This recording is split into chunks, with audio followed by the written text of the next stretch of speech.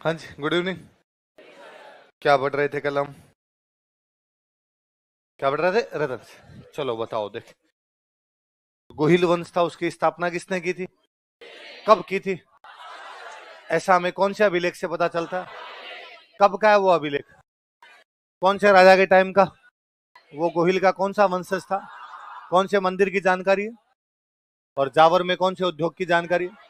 इस गोहिल वंश की कितनी शाखाएं थी? ये कौन से हिंदू थे? गोहिलों ने कहाँ कहाँ राज किया था?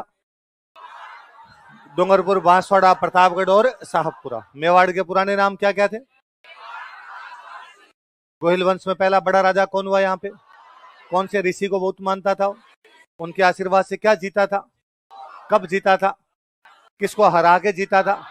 पर राजधानी कहां बनाई अपनी? नागदा में मंदिर किसका बनवाया? खुद को क्या मानते थे? चित्तौड़ में किसका मंदिर बनवाया जो आजकल क्या कहलाता है? कौन सी धातु के सिक्के जारी किए? कितने ग्रेन का सिक्का था? मुस्लिम सेना को हराते हुए कहां तक चला गया? गजनी में किसको हटा के आया? किसको बना के आया? उसका मिलिट्री कैंप कहां पर लगाया गया था? रावलपिंडी कहां पर था? और किससे उसकी तुलना की जाती है? चार्ल्स मार्टल से तुलना किसने की थी? ये चार्ल्स मार्टल कौन से देश का था? उसकी उपाधियां क्या क्या थी? हिंदू, सूरज, राजगुरु और चक्र। और वास्तविक नाम क्या था? अल्लट का एक और नाम क्या था? सारणेश्वर प्रशस्ति गति। उसने राजधानी कहां बनाई थी? आहड़ में किसका मंदिर बनवाया? किसकी स्थापना की? नौकरशाही। किसकी की? नौकरशाही। अमात्य किसको कहते हैं? अक्षपटली कौन होता है? आय व्यय का अधिकारी। संधि विग्रह कौन होता है? राजा की प्रशंसा करने वाला क्या कहलाता है? और राजवैद्य कौन होता है? और सारणसो प्रशस्ति और कौन सी व्यवस्था की जानकारी देती है? कर व्यवस्था। शक्ति कुमार का आठपुर अभिलेख था, उसकी मम्मी का नाम क्या था? और उसकी हूण रानी का नाम क्या था? जिसने कौन सा? जयत्र सिंह ने भूताला के युद्ध में किसको हराया? और इस युद्ध की जानकारी कौन सी किताब देती है? हमीर मद मर्दन। किसने लिखी थी? इसमें हमीर कौन है? उसकी भागती हुई सेना क्या लूट लेती है? तो नई राजधानी कहां बनाई गई? 1248 में दिल्ली के कौन से सुल्तान को हराया गया? आहड़ को किससे मुक्त करवाया गया? उसके सेनापति कौन कौन थे? कौन कहता उसका शासनकाल मध्यकालीन मेवाड़ का स्वर्ण काल था? तेज सिंह की रानी जैतल देवी ने कौन सा मंदिर बनवाया? उसके टाइम में कौन सा ग्रंथ चित्रित किया गया? श्रावक प्रतिक्रमण सूत्र चूर्णी। कहां पे किया गया? कब किया गया? किसके द्वारा किया गया? रतन सिंह के छोटे भाई का नाम क्या था? कुंभकर्ण कहां चला गया था? गोहिल वंश की कौन सी शाखा का शासक? उसकी रानी का नाम क्या था? वो कहां की राजकुमारी थी? उसके पिताजी का नाम क्या था? उसकी मम्मी का नाम क्या था? अलाउद्दीन को उसके बारे में कौन बताता है? इधर बटा हमने। थोड़ा सा आगे देखते हैं इसे।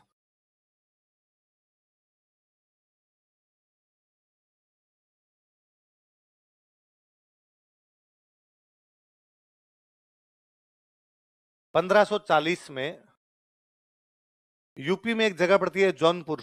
कौन सी जगह? और वहां जौनपुर में एक राइटर है, उन राइटर का नाम है मलिक मोहम्मद जायसी। क्या नाम है? कहां के राइटर हुए मलिक मोहम्मद जायसी? जौनपुर। जौनपुर कहां पड़ता है? यूपी। अयोध्या सुना है? अयोध्या। अयोध्या के पास में जौनपुर नाम की जगह पड़ती है। अयोध्या के आसपास का जो इलाका है उसको बोलते हैं अवध। क्या बोलते हैं? तो अवध की जो भाषा वो कौन सी हो जाएगी? अवधी। अवध की भाषा कौन सी? आप में से अवधी भाषा सबको आती है क्योंकि आप सबने हनुमान चालीसा पढ़ा है। हनुमान चालीसा पढ़ा है? हनुमान चालीसा की भाषा कौन सी है? जय हनुमान ज्ञान गुण सागर, वो पढ़ रखा है। वो वाली भाषा कौन सी है? अवधी। इस अवधी भाषा में मलिक मोहम्मद जायसी ने एक बुक लिखी, उस बुक का नाम है पद्मावत। कौन सी बुक लिखी? पद्मावत नाम की बुक लिखी। किसने लिखी? कब लिखी? कौन सी भाषा में लिखी? वो खुद कहां का रहने वाला था? कहां का था? रानी चित्तौड़ की। कहानी बैठ के लिख रहा है जौनपुर। कहानी कहां बैठ के लिख रहा है? रानी 1300 की लिख रहा है 1540। रानी की जानकारी राजस्थानी में वो किस में लिख रहा है? तो कई नमक मिर्च लग गए। फिर उसने तोतार मीनार अपनी तरफ से जोड़ दाड़ लिए, है ना। तो कहानियों में इतिहास नहीं होता। कहानियां कहानियां ही होती है, इतिहास अलग चीजें होती है। पर हमारे साथ समस्या ये रही कि हमने कहानियों को क्या मान लिया? इतिहास। इसलिए अपने बाकायदा हिस्ट्री किताबों में यहाँ आता है एक तोता था, तोता यार। अरे यार, हिस्ट्री वाले तो मत लिखो। दादा दादी कहानियां सुनाए, बच्चों को इंटरेस्ट आना चाहिए कि कैसे पता चला कि तोता आके बता गया। उसमें अरे तोता बता देता है। पर कम से कम इतिहासकार तो इन बातों का ध्यान रखे। पर इस बहाने अपने कम से कम ये बुक याद रखने की। मलिक मोहम्मद जायसी की बुक का नाम क्या था? इसी में लिखो, एक कल लिख रहे थे वहीं लिखो। 1540 ईस्वी में, इन 1540 एडी, 1540 ईस्वी में, इन 1540 एडी, मलिक मोहम्मद जायसी ने, कोष्टक में जौनपुर लिख लेना, मलिक मोहम्मद जायसी ने, मलिक मोहम्मद जायसी, मलिक मोहम्मद जायसी ने, कोष्टक में जौनपुर लिखना भाई, है ना, यूपी में जगह पड़ती है। मलिक मोहम्मद जायसी ने अवधी भाषा में पद्मावत नामक पुस्तक लिखी थी। Wrote a book named Padmavat in Awadhi language. Awadhi भाषा में पद्मावत नामक पुस्तक लिखी थी। Wrote a book named Padmavat in Awadhi language. Awadhi भाषा में पद्मावत नामक पुस्तक लिखी थी। Wrote a book named Padmavat in Awadhi language. कब लिखी, किसने लिखी, कहां पे लिखी, कौन सी भाषा में लिखी, कौन सी लिखी, सारी बातें याद हो जाएगी आपके। अच्छा, अब अपने वापस हिस्ट्री में आते हैं। रतन सिंह के बारे में हमने दो बातें पढ़ी कि एक तो उसका भाई है कुंभकर्ण जो चला गया नेपाल और गोहिल वंश की कौन सी शाखा का शासन है, एक उसकी रानी का नाम है पद्मिनी, उसके बारे में किताब कौन सी लिखी गई है, पद्म। इस रतन सिंह के टाइम में अलाउद्दीन खिलजी चित्तौड़ पर आक्रमण कर देता है। कौन आक्रमण कर देता है? 1303 की बात है। कब की बात है? लाइन चेंज करके लिखो। पद्मिनी के बारे में हो गया, आगे लिखो। 1303 ईस्वी में, इन 1303 एडी, 1303 ईस्वी में, इन 1303 एडी, अलाउद्दीन खिलजी ने मेवाड़ पर आक्रमण किया। अलाउद्दीन खिलजी दिल्ली का राजा। अलाउद्दीन खिलजी ने मेवाड़ पर आक्रमण किया। Alauddin Khilji attack on Mewar. मेवाड़ की राजधानी चित्तौड़ होती थी, तो कहीं आप चित्तौड़ भी पढ़ लो तो एक ही बात है। अलाउद्दीन खिलजी ने मेवाड़ पर आक्रमण किया। Alauddin Khilji attack on Mewar. अलाउद्दीन खिलजी ने मेवाड़ पर आक्रमण किया। Alauddin Khilji attack on Mewar. अब कोई भी राजा अटैक करेगा तो उस अटैक के कोई ना कोई कारण रहे होंगे, तो लिखो आक्रमण के कारण, causes of attack.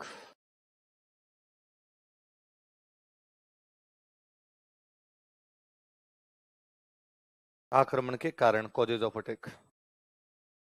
Alauddin Khilji Delhi का वो पहला राजा हुआ होगा जिसने साउथ इंडिया पर अटैक कर दिए थे। कहां अटैक कर दिए? वरना नॉर्थ वाले जल्दी से साउथ पे अटैक नहीं करते, साउथ वाले नॉर्थ की तरफ आते नहीं, क्योंकि ज्योग्राफिकल कंडीशन पूरी अलग हो जाती।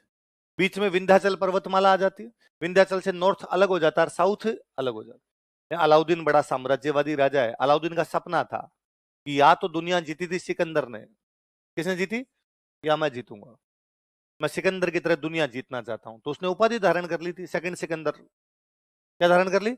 मैं दूसरा सिकंदर हूं। वो तो कोई मौलवी साहब थे, उन्होंने समझाया कि दुनिया बाद में जीतना, भारत तो जीत, भारत ही लंबा चौड़ा पड़ा है, ये हो जाए तब दुनिया में चले जाना यार, ये खत्म नहीं होगा तेरे से इस जीवन में। तो उसने साउथ इंडिया पे भी अटैक किया। अब जो बंदा साउथ इंडिया पे भी अटैक कर रहा है, तो दिल्ली के नाक के पास में मेवाड़ पड़ा, तो मेवाड़ को तो कैसे छोड़ेगा। तो अपने साम्राज्य का विस्तार करना चाहता है, इसलिए उसने कहां पर अटैक कर दिया।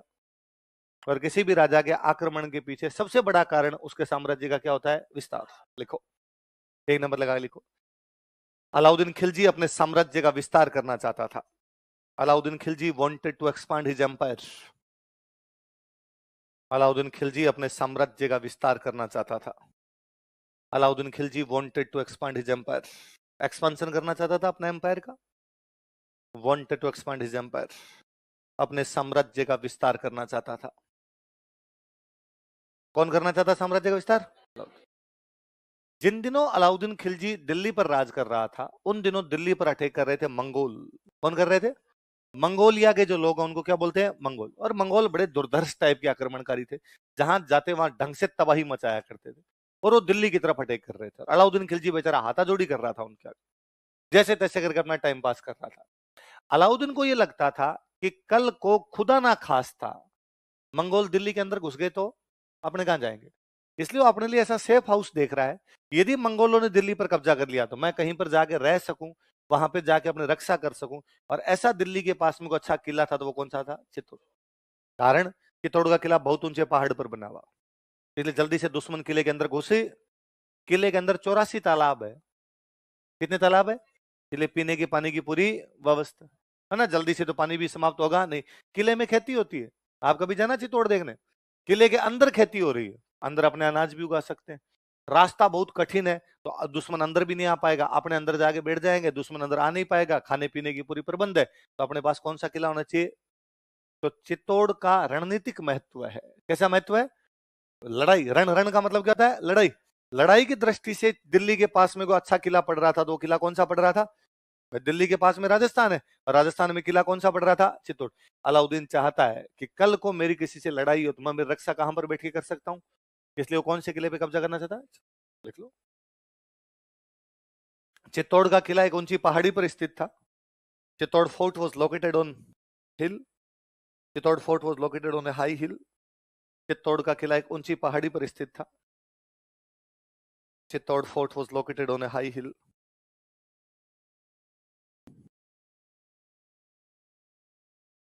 अतः अलाउद्दीन के लिए इसका रणनीतिक महत्व था। अतः अलाउद्दीन के लिए इसका रणनीतिक महत्व था। So it had strategic importance for Alauddin. So it had strategic importance for Alauddin. अतः अलाउद्दीन के लिए इसका रणनीतिक महत्व था। So it had strategic importance for Alauddin. Alauddin के लिए इसका क्या था?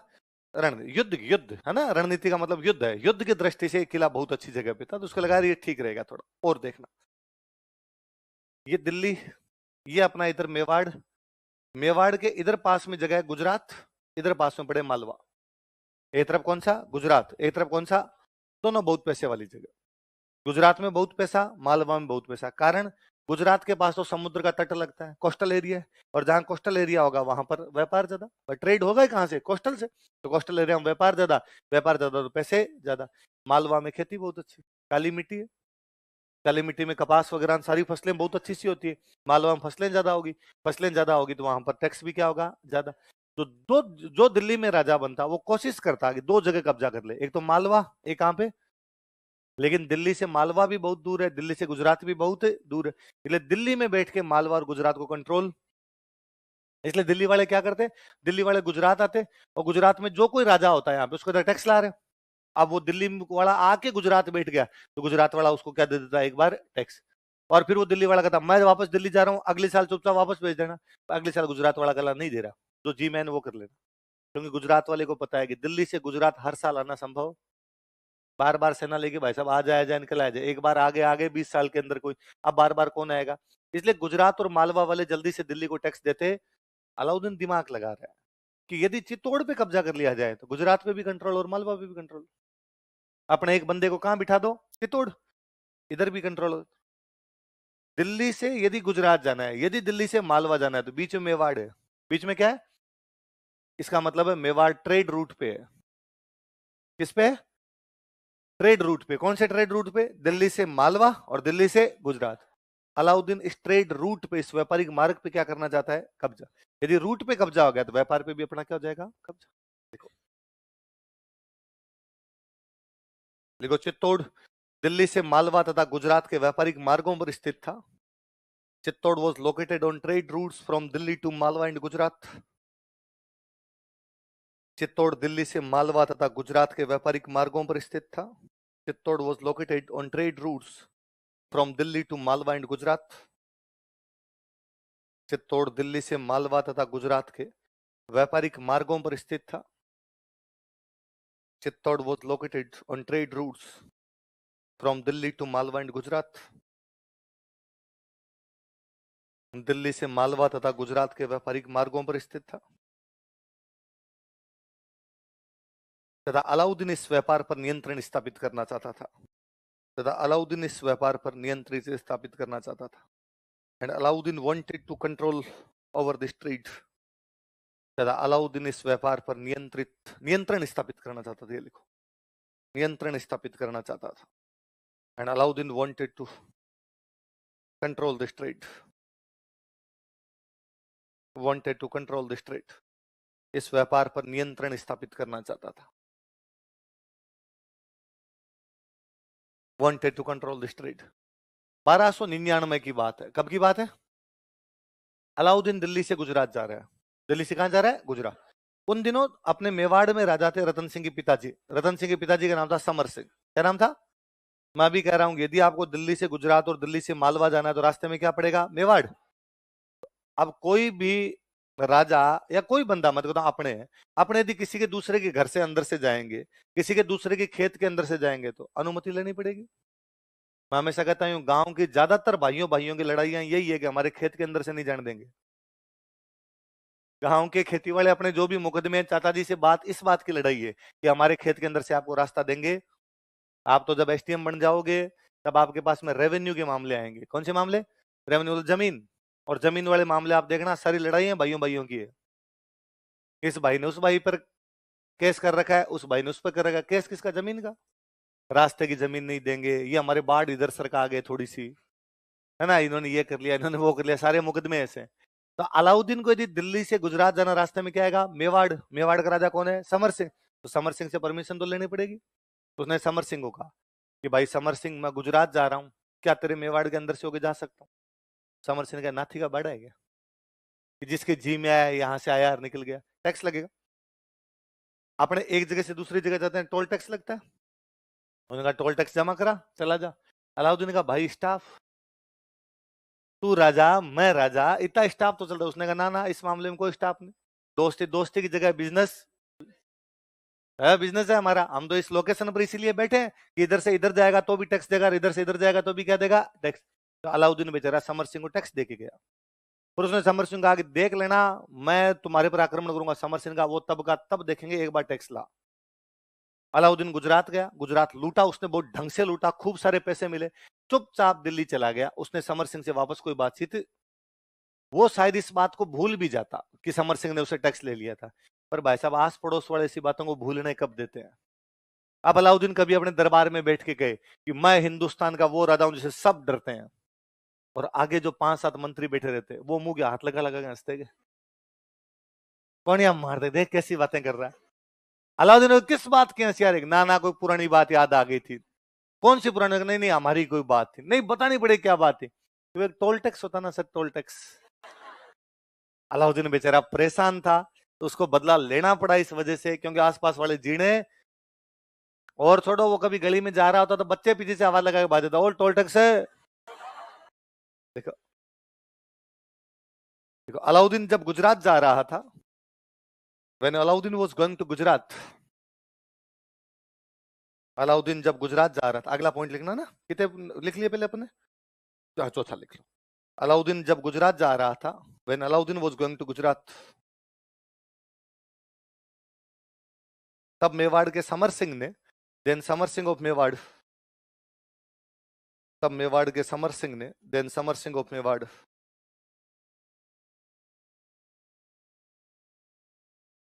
उससे कर वसूल किया था, कलेक्टेड टैक्स फ्रॉम हिम, उसे कर वसूल किया था, कलेक्टेड टैक्स फ्रॉम हिम,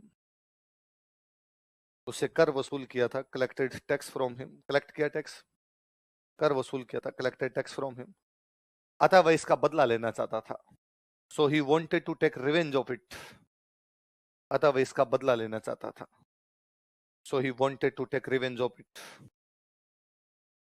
अतः वह इसका बदला लेना चाहता था, so he wanted to take revenge of it, वह इसका क्या लेना चाहता था? अच्छा मुझे एक बात बताओ कि जैत्री सिंह इल्तुतमिश को हरा देता है, जैत्री सिंह नासिरुद्दीन महमूद को हरा देता है, समर सिंह अलाउद्दीन से टैक्स ले लेता है, मेवाड़ कमजोर हो रहा है, शक्तिशाली हो रहा है? कोई भी राजा ये नहीं चाहेगा कि उसके पड़ोस में दूसरा शक्तिशाली हो जाए। अलाउद्दीन को पता है कि आज मेवाड़ वाले मेरे से टैक्स ले रहे हैं, कल को दिल्ली आ जाएंगे। आज तो जब मैं मेवाड़ से जा रहा हूं तब टैक्स मांग रहे हैं, कल दिल्ली आ कहेंगे टैक्स दो। ये शक्तिशाली है, उससे पहले इनको क्या कर दिया जाए? दबा दिया जाए। तो मेवाड़ की शक्तियां बढ़ रही थी, अलाउद्दीन उनको क्या करना चाहता है? दबाना चाहता, कंट्रोल सप्रेस करना चाहता। लिख लो, मेवाड़ की शक्तियां बढ़ रही थी, Mewar power was increasing, Mewar की शक्तियां बढ़ रही थी, मेवाड़ की शक्तियां बढ़ रही थी, Mewar power was increasing, Mewar की शक्तियां बढ़ रही थी, मेवाड़ पावर वॉज इंक्रीजिंग, तथा अलाउद्दीन इसे नियंत्रित करना चाहता था, and Alauddin wanted to control it, तथा अलाउद्दीन इसे नियंत्रित करना चाहता था, and Alauddin wanted to control it.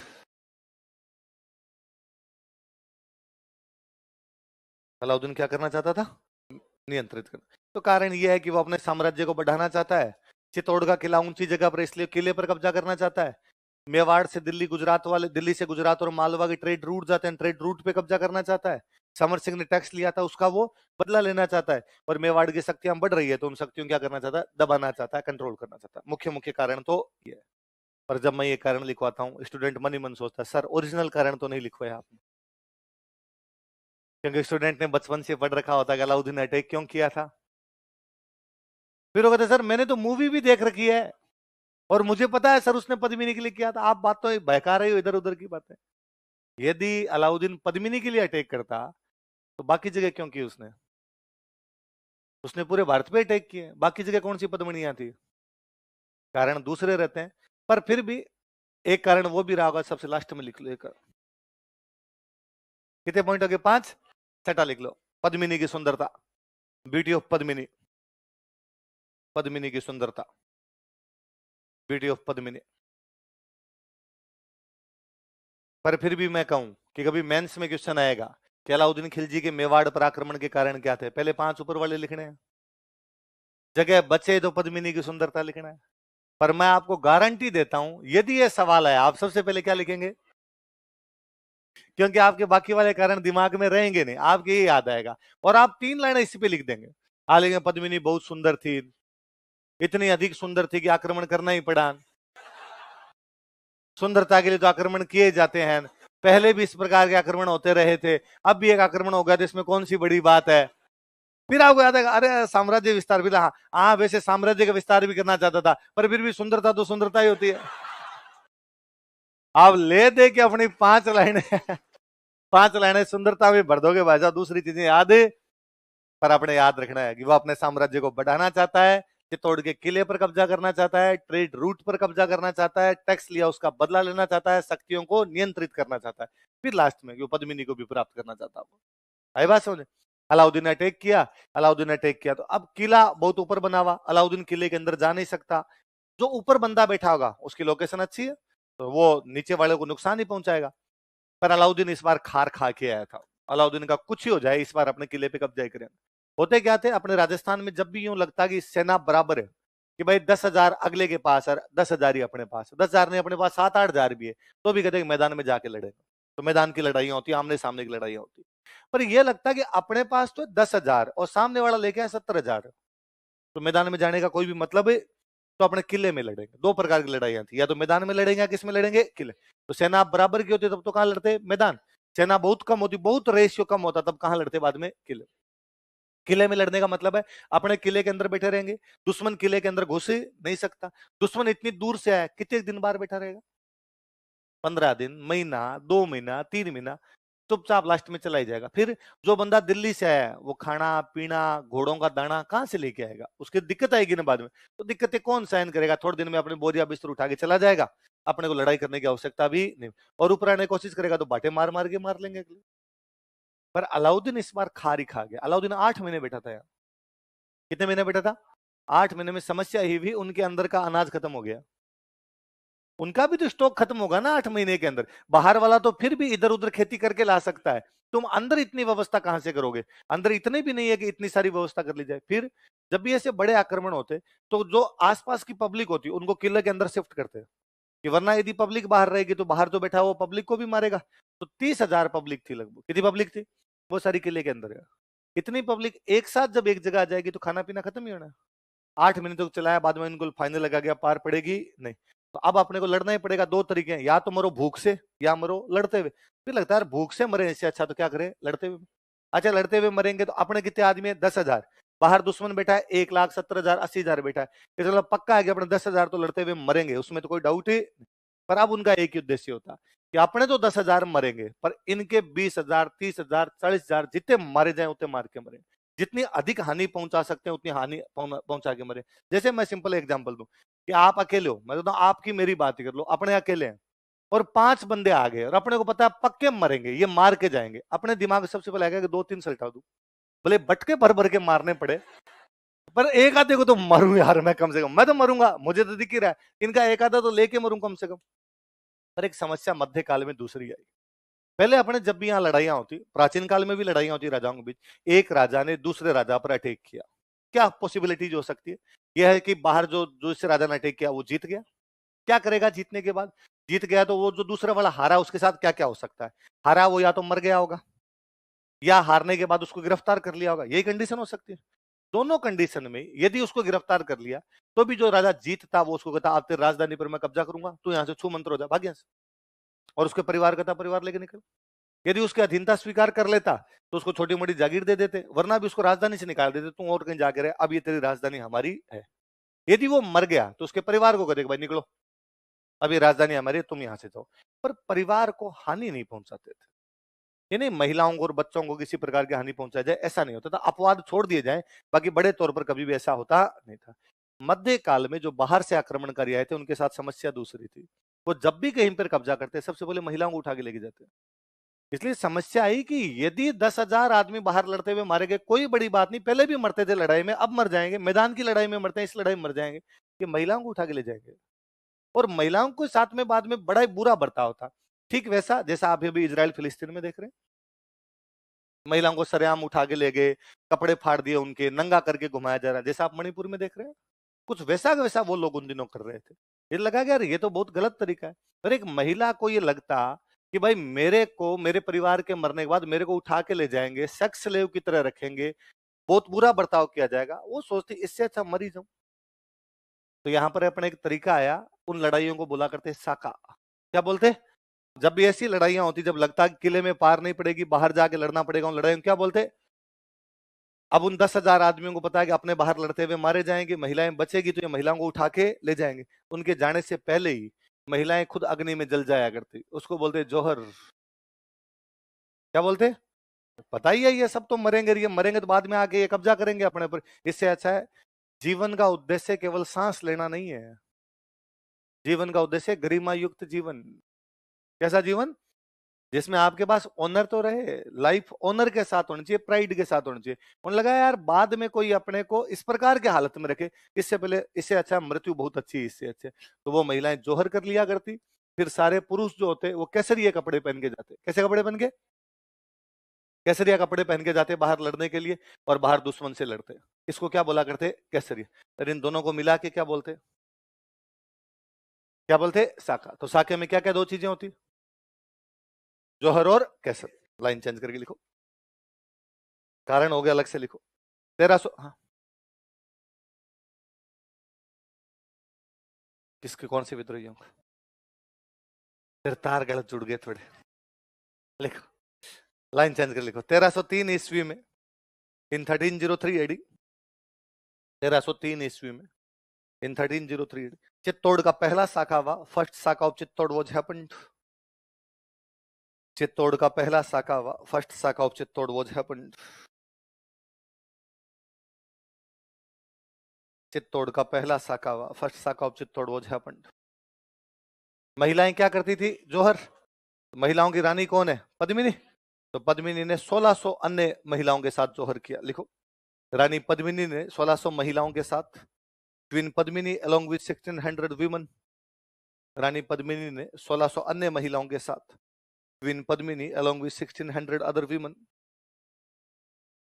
रानी पद्मिनी ने 1600 अन्य महिलाओं के साथ, queen Padmini along with 1600 other women, जोहर किया, कमिटेड जोहर, जोहर किया, कमिटेड जोहर, जोहर किया, कमिटेड जोहर। लाइन चेंज करके लिखो, रतन सिंह के नेतृत्व में केसरिया किया गया। पुरुष केसरिया करते, रतन सिंह के नेतृत्व में केसरिया किया गया। Kesariya took place under leadership of Ratan Singh. Ratan Singh के नेतृत्व में केसरिया किया गया। Kesariya took place under leadership of Ratan Singh. Ratan Singh के नेतृत्व में केसरिया किया गया। Kesariya took place under leadership of Ratan Singh. किसके नेतृत्व में किया गया? रतन सिंह के जो सेनापति थे उनके नाम थे गौरा और बादल। क्या क्या नाम थे? लिख लो, रतन सिंह के सेनापति, कमांडर्स ऑफ रतन सिंह।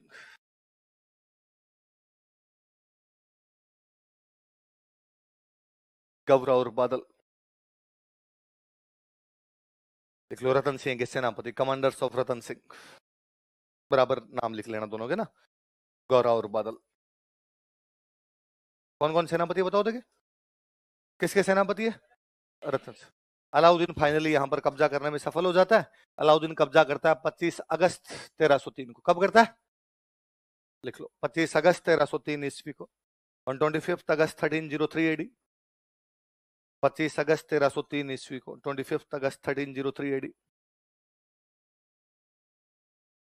25 अगस्त 1303 ईस्वी को, 25 अगस्त 1303 एडी। अलाउद्दीन ने चित्तौड़ पर अधिकार कर लिया। अलाउद्दीन कैप्चर चित्तौड़। अलाउद्दीन ने चित्तौड़ पर अधिकार कर लिया। अलाउद्दीन कैप्चर चित्तौड़। और उसको गुस्सा आ रखा था भयंकर, क्योंकि ये थोड़े लोग थे, 7-8 हजार लोग थे। अलाउद्दीन की बड़ी सेना मारी थी इन्होंने, तो उसको था कि यार 7-8 हजार आदमी मेरे यार 20-30 हजार सल्टा के चले गए।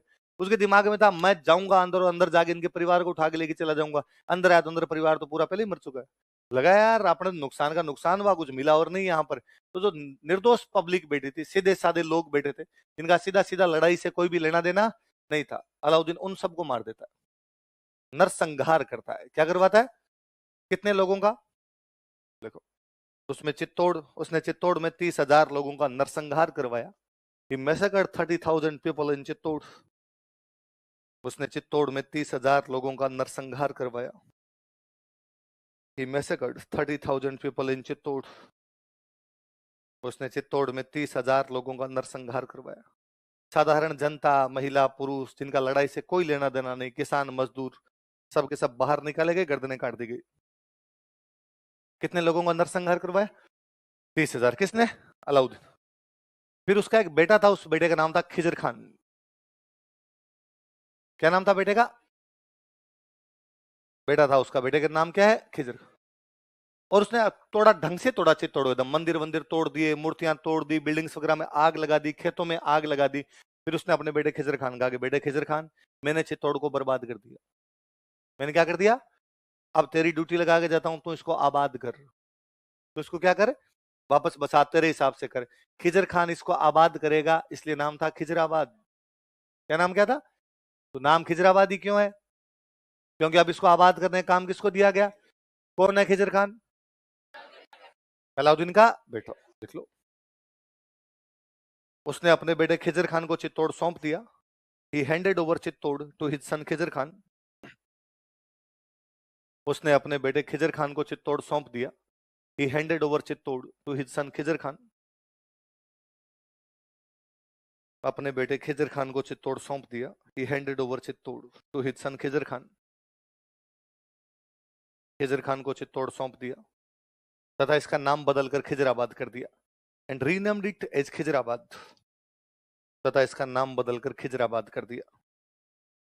And renamed it as Khizrabad. तथा इसका नाम बदलकर क्या कर दिया? खिजराबाद। तो अब कोई पूछे कि चित्तौड़ का नाम बदलकर अलाउद्दीन ने क्या कर दिया था? खिजरा। अब कोई हमें पूछ ले, तुम्हें क्या पता खिजराबाद किया था कि नहीं किया था? चित्तौड़ में एक दरगाह है, दाहिबी पीर की दरगाह।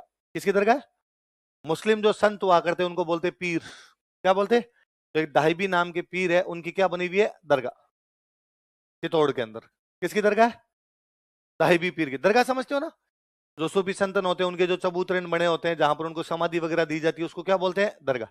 मैं कल ही आपको बता रहा था, कोई मंदिर, महल, मालिया, दरगाह कुछ ही बनते हैं, उनके बाहर क्या लगते हैं? अभिलेख। मुसलमान जब आ गए थे तो भारत की भाषा हो गई थी फारसी। कौन सी आ गई थी? इसलिए यहाँ पर जो अभिलेख लगा वो कौन सी भाषा का होगा? फारस। कौन सी भाषा का? पर्शियन लैंग्वेज का एक अभिलेख है यहाँ पर, 1325 ईस्वी का। कौन सी ईस्वी का? कहां पर है दरगाह? चित्तौड़। कहां पर है? चित्तौड़। पर उसमें नाम चित्तौड़ का चित्तौड़ नहीं लिखा हुआ है। क्या नाम लिखा हुआ है? तो अपने को लगता है कि हाँ यार, जब तक इधर मुसलमानों का राज रहा था तब तक उन्होंने चित्तौड़ का नाम क्या रखा था? ऐसा कौन से अभिलेख में पता चलता है? दाहिबी पीर की दरगाह का कौन सी भाषा का अभिलेख? पहले वाले अपने अभिलेख या तो संस्कृत में मिलते हैं, या अपने राजस्थानी थे तो राजस्थानी मिलते हैं। मध्यकाल में मुसलमानों के जो अभिलेख थे कौन सी भाषा में आ गए? कौन सी भाषा में? फारसी। लिखो,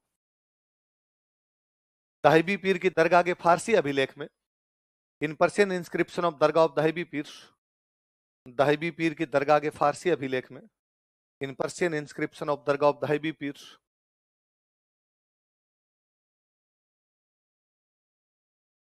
दाहिबी पीर की दरगाह के फारसी अभिलेख में, in Persian inscription of dargah of Dahibi Pir, Chittor का नाम खिजराबाद दिया गया है। Name of Chittor is mentioned as Khizrabad.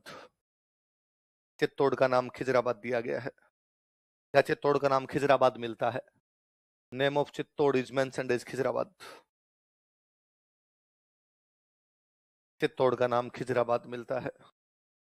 Name of Chittor is mentioned as Khizrabad. Chittor का नाम क्या मिलता है? कब का है ये अभिलेख? 1325। क्या कब का है?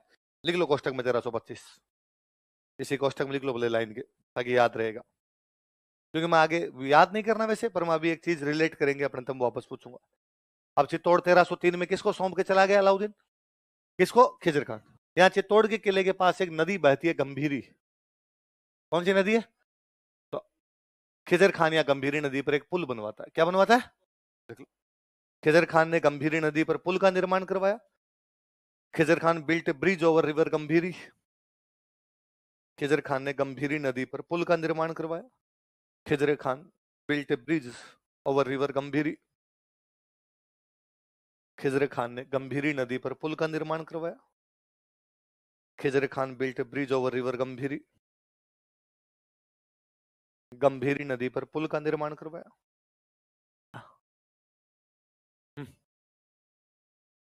पहले, बाद में कैसे करेगी? तो फिर होता ही नहीं था सागा, फिर मैदान में जाके लड़ते।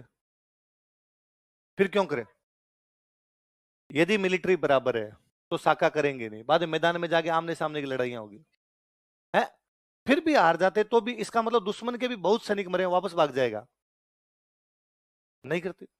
भाई मेरी बात सुनो, कि जोहर उस स्थिति में किया जाता जब उस महिला को पता था कि मेरा परिवार मर जाएगा, किसी भी प्रकार से बच।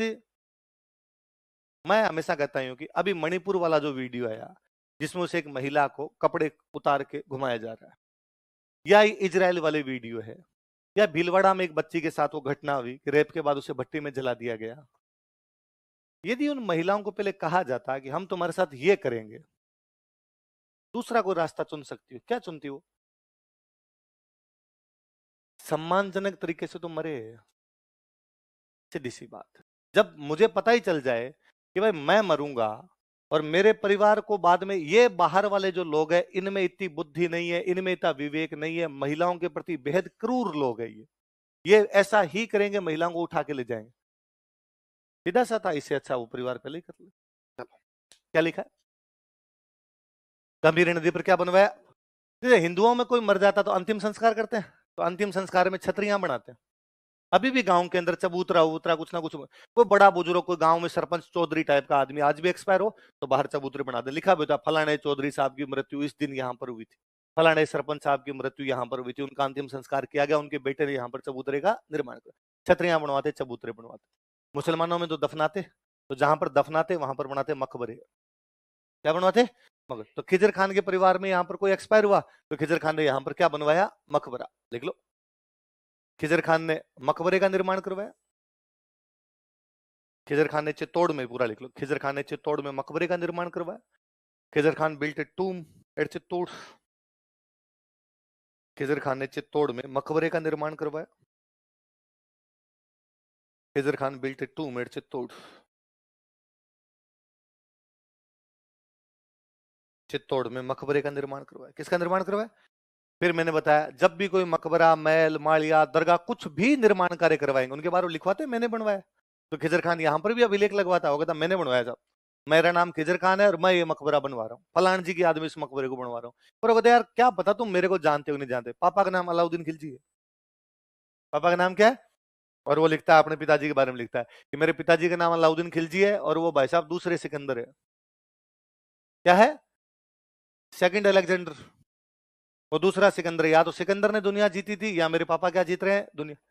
वो कहता है मेरे पिताजी ईश्वर की छाया है, ये कई बार बैठे बैठे खुद ही कहते रहते हैं आप निज भगवान है।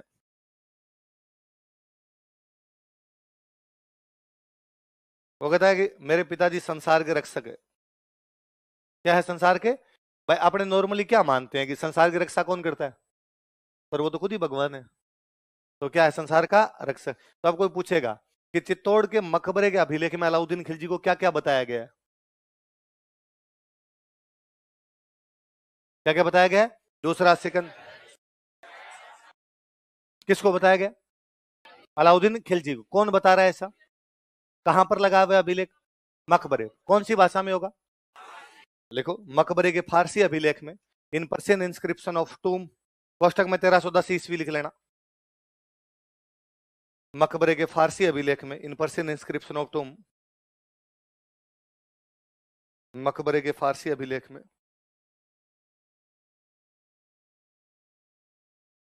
अलाउद्दीन खिलजी को, अलाउद्दीन खिलजी इज, अलाउद्दीन खिलजी को, अलाउद्दीन खिलजी इज, अलाउद्दीन खिलजी को दूसरा सिकंदर, ईश्वर की छाया तथा संसार का रक्षक बताया गया है। दूसरा सिकंदर, ईश्वर की छाया तथा संसार का रक्षक बताया गया। अलाउद्दीन खिलजी रेफर्ड, रेफर किया गया उसे, Alauddin Khilji referred as second Alexander, as second Alexander, divine shadow and protector of world, as second Alexander, divine shadow and protector of world. Alauddin Khilji is referred as second Alexander, divine shadow and protector of world. दूसरा सिकंदर, ईश्वर की छाया तथा संसार का। सिकंदर का नाम तो सुना ही है, एक बंदा जिसने पूरी दुनिया जीत ली, वो कौन था? तो उसका नाम सिकंदर था ही नहीं जी, उसका नाम था अलेक्जेंडर। किसने, किसके कोष्टक में? तो आपने लिखा ना खिजर खान ने मकबरा बनवाया, तो फिर कौन लिखवाएगा? मकबरा खिजर खान का है, तो लिखवाएगा भी कौन? है ना, इतना को सोचना नहीं अपने। तो सिकंदर का नाम सिकंदर नहीं था, सिकंदर का नाम क्या था? ये शायद मैं कल परसों बता रहा था ना आपको, बताई थी ना आपको कि नाम तो उसका था अलेक्जेंडर, और हमने क्या बोल दिया, क्या बोल दिया? तो हमने मुहावरे तक बना दिए, जो जीता वही, उसका नाम ही सिकंदर नहीं है, उसका नाम क्या है? होना चाहिए जो जीता वही अलेक्जेंडर। पर हमने कहा कौन इतना बड़ा नाम अलेक्जेंडर, क्या तेरा नाम आज से नाम बदलने में माहिर है। ईरान का एक राजा था, उसका नाम था डेरियस। क्या नाम था?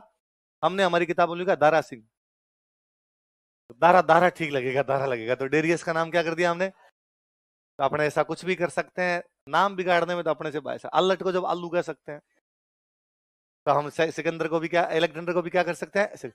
तो जैसे पर अलाउद्दीन खुद ही ये कहता है कि मैं दूसरा सिकंदर हूँ, जैसे सिकंदर ने दुनिया जीती थी वैसे मैं दुनिया जीत रहा हूँ। खिजर खान लिखता है कि मेरे पिताजी क्या है, दूसरे सिकंदर, ईश्वर की छाया, संसार का।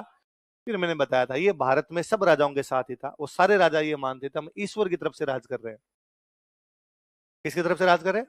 पर मेवाड़ वाले भी तो कह रहे हैं हम किसके दीवान हैं, हम राज नहीं कर रहे भाई, राज तो एकलिंग जी कर रहे हैं, हम तो उनका आगे हिसाब किताब देख रहे हैं। वैसे वैसे अलाउद्दीन कह रहा है मैं राज नहीं कर रहा, राज तो कौन कर रहा है, मैं छाया हूं उसकी तरफ से यहाँ पे देख रहा हूँ बात। ईश्वर संसार संभालता है, अब ये संसार मैं संभाल रहा हूँ, इसलिए क्या संसार का आई बात समझ में। तो मकबरे, अब ना कई बार सवाल ऐसा आता है कि राजस्थान में किस स्थान पर मिले एक अभिलेख में अलाउद्दीन खिलजी को दूसरा सिकंदर बताया गया है। तो अपने को लगता है अलाउद्दीन की तारीफ अपने राजस्थान में कोई क्यों करेगा, क्योंकि अलाउद्दीन तो राजस्थान में लोग कटवा के गया था और मरवा के गया था, अपने वाले क्यों तारीफ करेंगे। पर तब याद रखना उसका बेटा कुछ दिन तक यहाँ रह के गया था, बेटा तो तारीफ ही करेगा, तो बेटा उसको क्या लिखवाएगा, दूसरा सिकंदर। इधर 1311 में अलाउद्दीन अपने एक और किले पर कब्जा करता है, जालोर। कहां कब्जा करता है? जालोर पे कब्जा करके अलाउद्दीन वापस चला गया अपने दिल्ली। खिजर खान 1303 में आ गया था चित्तौड़, अब 1311 आ गया, खिजर खान का मन लगना बंद हो गया। और खिजर खान ने अलाउद्दीन को मैसेज किया कि डैडी कितने दिन हो गए मुझे मुझे मेरी गर्लफ्रेंड से मिलना है। सच्ची, उसकी गर्लफ्रेंड थी, उसका नाम है देवल रानी। क्या नाम था? वो देवल रानी के चक्कर में वापस चला गया था इधर से। तो उस देवल रानी पर खिजर खान पे पूरी बुक लिखी हुई है अमीर खुसरो की, आशिका। कौन सी बुक है? आशिका। तो आगे आपसे इंडियन हिस्ट्री पढ़ोगे तो पूछोगे आशिका नामक पुस्तक में किस किस की प्रेम कहानी है? खिजर खान और कौन सी बुक है उनपे? अब तो मूवी आशिकी नहीं है, आदित्य रॉय कपूर, श्रद्धा कपूर। हाँ, पुराने वाली किसकी? राहुल राहुल रॉय की। हाँ, वन मूवी वंडर था राहुल रॉय। आशिकी जो पुराने वाली मूवी थी जो महेश भट्ट ने बनाई थी, उसमें राहुल रॉय जो था एक मूवी में सुपर डुपर हिट हो गया था और उस गाने बहुत ज्यादा पॉपुलर हुए थे। आशिकी मूवी के गाने कौन कौन से गाने बताओ देखे, किस किस ने आशिकी मूवी देखी हुई है पुराने वाली राहुल रॉय वाली? बस केवल 4-5 लोगों ने, बाकी लोग आज ही घर पे जाके पुराने वाली आशिकी देखे। जिन्होंने देख रखी है उसका रिवीजन कर लेना, और नहीं देखिए वो देखें। अरे इतने प्यारे गाने यार, कल आते मैं उसके गाने सुनूंगा आपसे, कोई नहीं पूछूंगा मैं पापा राहुल आपसे। जिसको गाने याद होंगे वो क्लास में बैठेगा, गाने याद नहीं हो क्लास में बैठेगा नहीं बैठेगा आपने। तो आसी की नहीं भाई, आसी का नाम की बुक थी, अमीर खुसरो ने लिखी थी। किसने लिखी थी? किस पे लिखी? खिजर खान। और कुल मिला के खिजर खान ने कहा मुझे दिल्ली आना है, मुझे वापस बुलाओ। तो अलाउद्दीन ने कहा ठीक है तुम दिल्ली आ जा। तो उसने कहा चित्तौड़ किसको सौंप के आऊं कि मैं एक बंदा भेज रहा हूं। जब उसने जालोर जीता था ना, तो जालोर से एक बंदे को पकड़ के ले गया था वो, मालदेव सोनगरा। क्या नाम था? ये जालोर के राजा का भाई था। जालोर का राजा लड़ते हुए मारा गया, ये जिंदा बच गया। जिंदा बच गया तो अलाउद्दीन ने पकड़ लिया, पकड़ लिया तो इसने अलाउद्दीन की अधीनता स्वीकार कर ली। तो अलाउद्दीन इसको अपने साथ कहां ले गया? दिल्ली। तो अलाउद्दीन ने इसको कहा कि मालदेव, वो मेरा बेटा इतने दिन चित्तौड़ था, अब उसका चित्तौड़ मन नहीं लग रहा, वो तो वापस आ रहा है, मैं तेरे को चित्तौड़ दे रहा हूं, तू राजस्थान का बंदा है, राजस्थान का किला संभाल ले। तो खिजर खान के बाद चित्तौड़ किसको सौंप दिया गया? इसके ना भाई साहब बड़ी बड़ी मूछें थी, इसलिए इसका नाम पड़ गया मूछाराम मालदेव। क्या नाम था? मूछों वाला मालदेव। इसलिए क्या बोलने लगे इसको? मूछाराम। कहाँ का था ये? जालोर। आगे पढ़ेंगे इसके भाई के बारे में और पढ़ेंगे, तब अपने और बात कर लेंगे। लिख लो। थोड़े समय पश्चात, आफ्टर सम टाइम, थोड़े समय पश्चात, after some time, Maldev Songara को चित्तौड़ सौंप दिया गया था। कोष्टक में लिख लेना मूछाला मालदेव। मालदेव सोनगरा को चित्तौड़ सौंप दिया गया था। Chittor was handed over to Maldev Songara. Maldev Songara को चित्तौड़ सौंप दिया गया था। Chittor was handed over to Maldev Songara.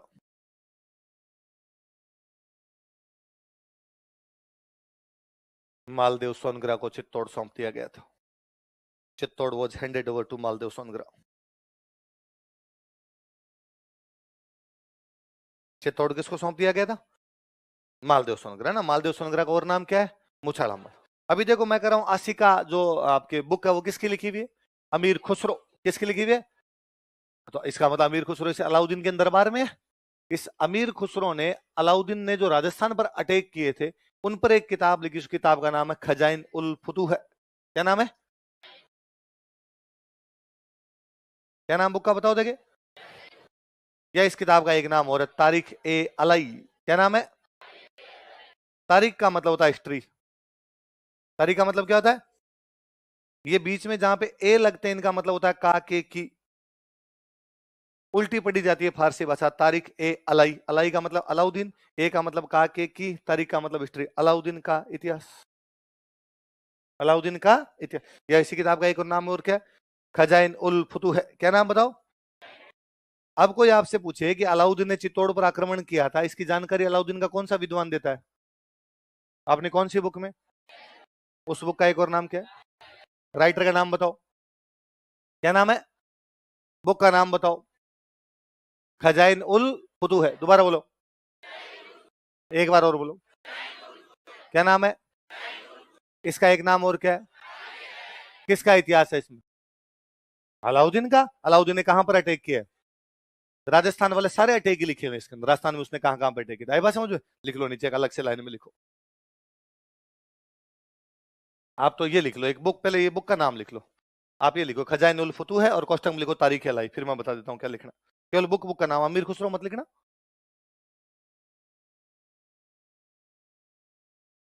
Khazain उल फुतूह है, कोष्टक में लिख लो तारीख Alai.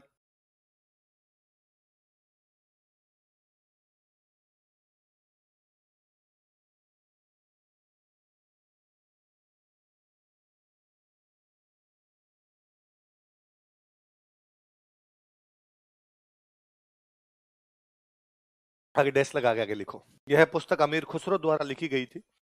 This book was written by Amir Khusrau. यह पुस्तक अमीर खुसरो द्वारा लिखी गई थी।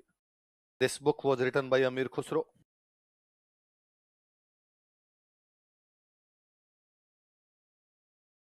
यह पुस्तक अमीर खुसरो द्वारा लिखी गई थी। This book was written by Amir Khusrau. लिखो इस पुस्तक से, दिस बुक, इस पुस्तक से, दिस बुक, इस पुस्तक से अलाउद्दीन के राजस्थान पर आक्रमणों की जानकारी मिलती है। This book provides information about Alauddin attack on Rajasthan. इस पुस्तक से अलाउद्दीन के राजस्थान पर आक्रमणों की जानकारी मिलती है। Provides information about Alauddin attacks on Rajasthan.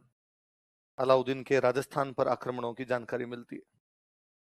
Provides information about Alauddin attack on Rajasthan. Alauddin के राजस्थान पर आक्रमणों की जानकारी मिलती है। बॉक्स बंद कर लो अलग से, ताकि याद रहेगी बात। अमीर खुसरो वाली बुक है ना, इंपॉर्टेंट बुक है, पूछते हैं। पिछले से पिछली आरएस में ये बुक पूछ रही थी सीधी सीधी। इंडियन हिस्ट्री पढ़ोगे तो और पढ़ लोगे उसमें। अगला राजा लिखोगे,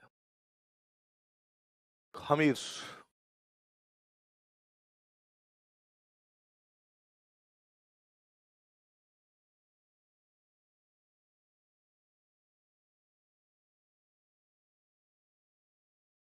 अगला राजा लिखो, जगह छोड़नी है, कंजूस। 2 4 5 लाइनें छोड़ के लिखा करो यार।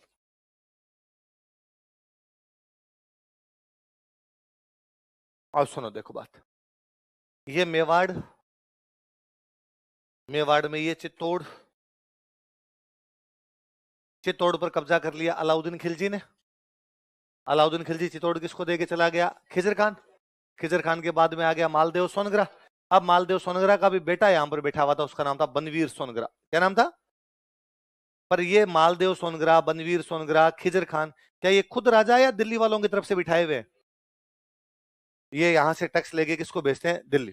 दिल्ली का जो भी राजा उसको भेज देते हैं टैक्स पे। मतलब ये खुद राजा नहीं है, पर दिल्ली वालों ने कंट्रोल कर लिया, कंट्रोल करके अपना एक बंदा छोड़ दिया। अलाउद्दीन ये तो चाहता था अपना बंदा छोड़ दे, मालवा पे भी कंट्रोल होगा, गुजरात पे भी कंट्रोल होगा, चित्तौड़ पे भी कंट्रोल होगा, कर रखा है उसने।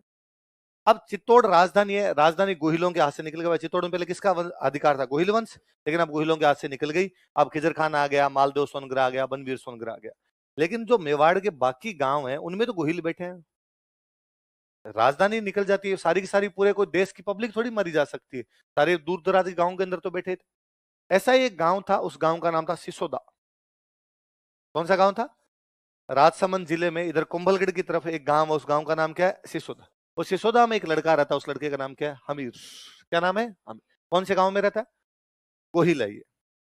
जब 1303 में लड़ाई हुई तब ये छोटा बच्चा रहा होगा। जब ये बड़ा हुआ तो इसको पता चला कि उस लड़ाई में इसके पिताजी के 7 भाई मारे गए। कितने भाई मारे गए? पिताजी और उनके 6 भाई, और मतलब टोटल 7 भाई मारे गए। इसे पता चला इसके दादाजी भी उसी लड़ाई के अंदर काम आ गए। और इसे पता चला कि चित्तौड़ पहले अपना था, अपना गोहिलों का था, अपने गोहिल है, लेकिन बाद में अलाउद्दीन खिलजी कब्जा कर गया। वो दे गया खिजर खान को, खिजर खान दे गया मालदेव सोनगरा को, और आजकल कौन बैठा हुआ यहाँ पे? बनवीर। और उसे बड़ा अजीब लगता है, अरे यार अपने बाप दादों का किला दुश्मन कब्जा करके बैठे हैं, अपना झंडा उतार दिया गया, दुश्मनों का झंडा लगा हुआ है। और उसने धीरे धीरे धीरे धीरे बाकी जो आसपास के गांव थे वहां के लोगों से कांटेक्ट करना शुरू किया। उसने कहा अरे अपना है, वापस लेना है, बाप दादों का बेर लेना है वापस। धीरे धीरे इसने अपनी सेना इकट्ठी की। एक दिन इसने बनवीर सोनगरा पर हमला किया और चित्तौड़ पर वापस कब्जा कर लिया। तो गोहिलों के हाथ से चित्तौड़ निकल जाता है 1303 में। कब निकल जाता है? जब रतन सिंह लड़ता हुआ मारा जाता है। गोहिलों में वापस गोहिल जो होते हैं वो चित्तौड़ पर कब्जा करते हैं 1326। कब करते हैं? जब एक कौन सा गोहिल आके कब्जा कर रहा है? कौन सा गोहिल आके? अमीर। किसको हरा के? बनवीर सोनगरा। किसको हरा के? लिखो, इसने बनवीर सोनगरा को हराकर चित्तौड़ पर पुनः अधिकार किया। He defeated Banvir Songara and recaptured Chittor. या चित्तौड़ पर अधिकार किया, ये लिख लो। इसने बनवीर सोनगरा को हराकर चित्तौड़ पर अधिकार किया, तो पहली बार ही कर रहा है। He defeated Banvir Songara and captured Chittor. इसने बनवीर सोनगरा को हराकर चित्तौड़ पर अधिकार किया। He defeated Banvir Songara and captured Chittor. Banvir Songara को हराकर चित्तौड़ पर अधिकार किया। He defeated Banvir Songara and captured Chittor. किसको हरा के? बनवीर सोनगरा। किस पे अधिकार किया? कौन से गांव से गया था? इसलिए इसने नाम क्या आगे लगाया? सिसोदिया। क्या लगाया? वंश तो कौन सा है इसका? गोहिल। कौन सा वंश है? लेकिन अब गोहिल वंश में कौन सा गोहिल है? ये सिसोदा का गोहिल है। सिसोदा गोहिल है, इसलिए क्या कहलाया? इसने कहा हूं तो भाई मैं गोहिल ही, पर गोहिलों में भी कहां का गोहिल हूं भाई? सारे जगह गोहिल ही बैठे थे, लेकिन बाकी गोहिलों की हिम्मत नहीं भी चित्तौड़ पे कब्जा करने की। चित्तौड़ पे गोहिल कौन से कर रहे हैं? सिसोदा वाले। इसलिए गोहिल क्या कहलाने लगे? क्या कहलाए? सिसोदा। देखो, यह सिसोदा गांव का था। He belonged to village Sisoda. Rajsamand में जगह पड़ती है। यह सिसोदा गांव का था। He belonged to village Sisoda. यह सिसोदा गांव का था। He belonged to village Sisoda. अतः यहां से, सो फ्रॉम हियर, अतः यहां से, सो फ्रॉम हियर, गोहिल वंश की सिसोदिया शाखा का शासन प्रारंभ होता है। Rule of Sisodia branch of Gohil dynasty was is started. Gohil वंश की सिसोदिया शाखा का शासन प्रारंभ होता है। Rule of Sisodia branch of Gohil dynasty is started.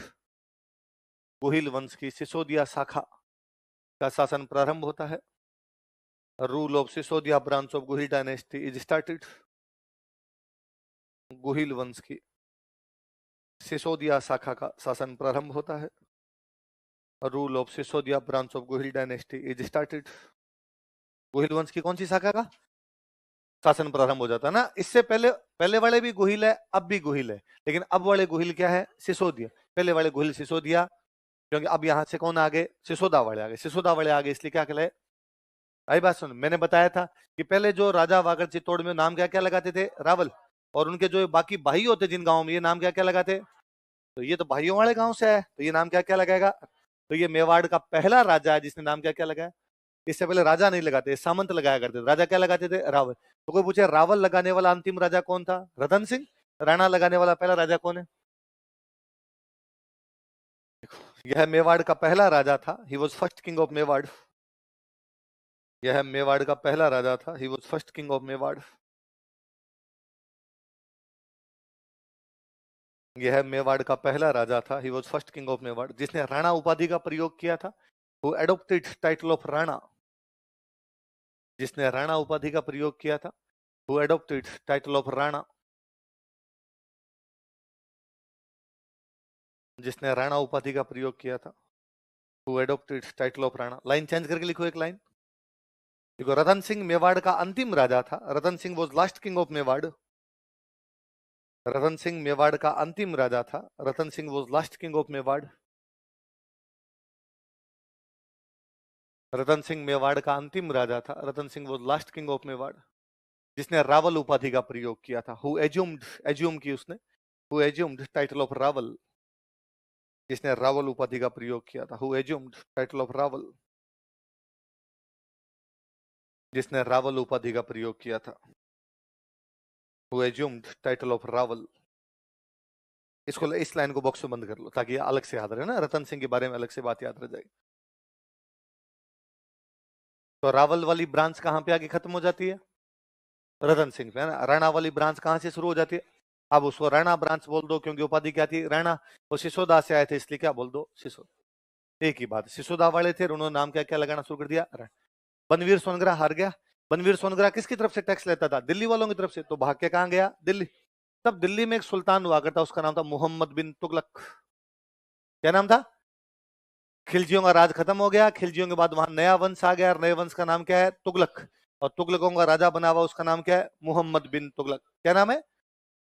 Banvir Songra भाग के उसके पास गया, उसने जाकर भाई मोहम्मद बिन तुगलक, अब से वहां से चित्तौड़ का तेरे को टैक्स नहीं मिलेगा। क्यों, क्योंकि पहले मैं देता था, मेरे को तो कूट मार के भगा दिया वहां से। किसने, हमीर ने। ये हमीर कौन है, कि गोहिल है। कौन से काम का गोहिल आ गया, सिसोदा से आ गया। तो ने कहा चल मेरे साथ वापस बदला लेंगे। तो उधर से मोहम्मद बिन तुगलक वापस चित्तौड़ पे कब्जा करने के लिए आया। किसको हराने के लिए, किसके साथ, बनवीर सोनग्रा। अमीर को जब पता चला, अमीर ने कहा मोहम्मद बिन तुगलक इतनी दूर आके क्या करेगा, मैं सामने आ जाता हूँ। बांसवाड़ा में अपने एक जगह पड़ती है सिंगोली। कौन सी जगह है, कहां पर पड़ता है।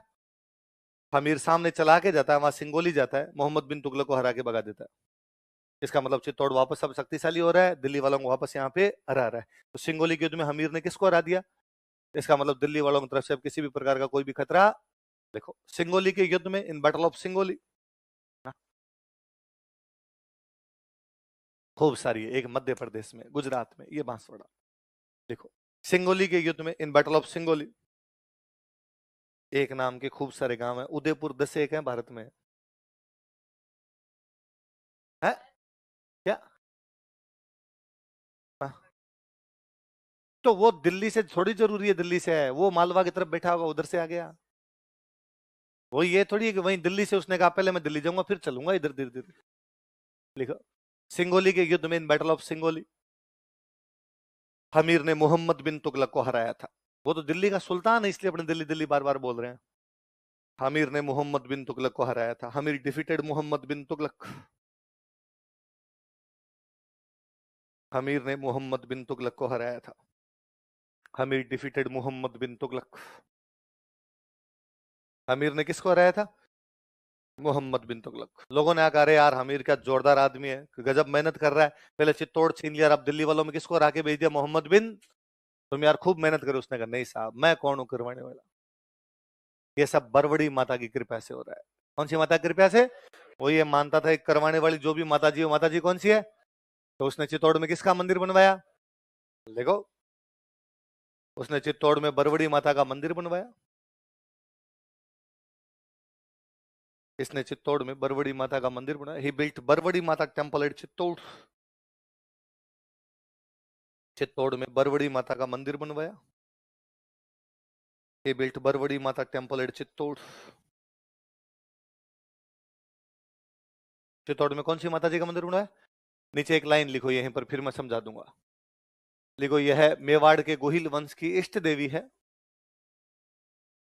She is tutelary deity of Gohil dynasty of Mewar. यह मेवाड़ के गोहिल वंश की इष्ट देवी है। She is tutelary deity of Gohil dynasty of Mewar. यह मेवाड़ के गोहिल वंश की इष्ट देवी है। She is tutelary deity of Gohil dynasty of Mewar. Mewar के गोहिल वंश की इष्ट देवी है। अब सुनना, देखो, एक बात लिखना आप, और फिर मैं समझाऊंगा दोनों एक साथ। लिख लो, कुलदेवी बराबर बाण माता। जैसा मैंने लिखा वैसा वैसा उतार लो, फिर अपने बात करते हैं। क्लेंडाइट,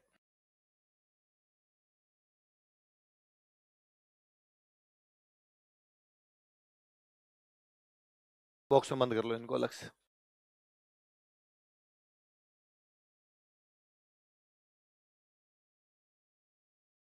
सिंपल दो सवालों के जवाब तो ये है। कोई पूछे कि गोहिल वंश की कुल देवी कौन सी है, तो कौन सी है? बाण माता। कोई पूछे मेवाड़ के गोहिल वंश की इष्ट देवी कौन सी है, तो कौन सी है? बरवड़ी माता। कौन सी है? बरवड़ी। ये तो सिंपल है, चीजें हैं, मैं समझा देता हूँ ये है क्या। हमने दो टर्म यूज में ली, एक टर्म यूज में ले रहे हैं हम कुल देवी, एक टर्म यूज में ले रहे हैं हम इष्ट देवी। हम जितने लोग यहाँ पर बैठे हुए, अपने सब का कोई ना कोई एक कुल है। हम किसी ना किसी एक वंश से संबंधित है, किसी ना किसी कुल से एक संबंधित है। तो हम सब के कुल की एक कोई फिक्स देवी है, वो कौन सी हो गई? कौन सी हो गई? कुल देवी। सबकी कोई ना कोई एक क्या है? कुल देवी। अब उस वंश के लोग अलग अलग बंट गए। आप जयपुर आ गए, आपके चाचा जी बेंगलोर चले गए होंगे, आपके पापा कहीं और बिजनेस करते हैं, एक ताऊ जी कहीं और रहते होंगे, सब अलग अलग चले गए। दादाजी का एक परिवार कहीं और शिफ्ट हुआ होगा, दूसरा कोई भाई है वो। उस कुल के लोग जहां भी जाएंगे उनकी कुल देवी तो फिक्स रहेगी। पर वहां जहां जाएंगे वहां की किसी लोकल देवी की ओर पूजा करने लग जाएंगे, वो इष्ट देवी है। वो क्या है? इसका मतलब कुल देवी कंपलसरी है, इष्ट देवी ऑप्शनल है। मेरी कुल देवी तो एक फिक्स है मेरी। मैं हो सकता है दो तीन माता जी मुझे लगेगी ये देवी आरएस प्री में पास करवा सकती है, ये मेंस में करवा सकती है, और ये इंटरव्यू में। तो मेरी इष्ट देवियां कितनी आई बात समझ में? कुल देवी तो एक है, वो तो है ही आपकी। उसके अलावा आप जिसकी भी पूजा कर लेते हैं वो कौन सी हो जाती है? इष्ट का मतलब होता है पूजा करना, आराधना करना, आराध्य देवी है वो आपकी इष्ट देवी है। तो जितने गोहिल हैं वो भले महाराष्ट्र के हैं, वो भले नेपाल के हैं, वो भले मेवाड़ के हैं, उनकी कुल देवी तो कौन सी है? पर इनकी ब्रांच कितनी थी? 24। 24 ने अलग अलग मान ली। तो इष्ट देवियां 24 भी हो सकती है, एक एक ने दो दो मानी तो 48 हो सकती है, एक एक ने तीन तीन मानी तो 72 हो सकती है। आई बात समझे? हमीर को ऐसा लगता था मेरे को ये चित्तौड़ दिलवाने वाली माता कौन है? बरवड़ी। कौन सी है? बरवड़ी। इसलिए उसने किसका मंदिर बनवाया? बरवड़ी माता का। और उसने अपनी इष्ट देवी किसको मान लिया? बरवड़ी। अब आगे हमीर के बेटे पोते पड़पोते राज करते गए, तो उन्होंने कहा हमारे बाप की इष्ट देवी यदि बरवड़ी थी तो हमारी भी कौन है? समझ में आ गई बात? अच्छा, मेवाड़ एक बार गोहिलों के हाथ से निकल गया था, वापस मेवाड़ को गोहिलों के हाथ में लेके कौन है? हमीर। वापस मेवाड़, मेवाड़ डूब गया, मेवाड़ को वापस बचाने वाला कौन है? हमीर। इसलिए हमीर को बोलते हैं मेवाड़ का उद्धारक। क्या बोलते हैं? लिख लो, हमीर को मेवाड़ का उद्धारक। उद्धार का मतलब बचाना, डूबती हुई चीज को ऊपर लाना। हमीर को मेवाड़ का उद्धारक कहा जाता है। Hammir is known a saviour of Mewar. Hammir को मेवाड़ का उद्धारक कहा जाता है। Hammir is known a saviour of Mewar.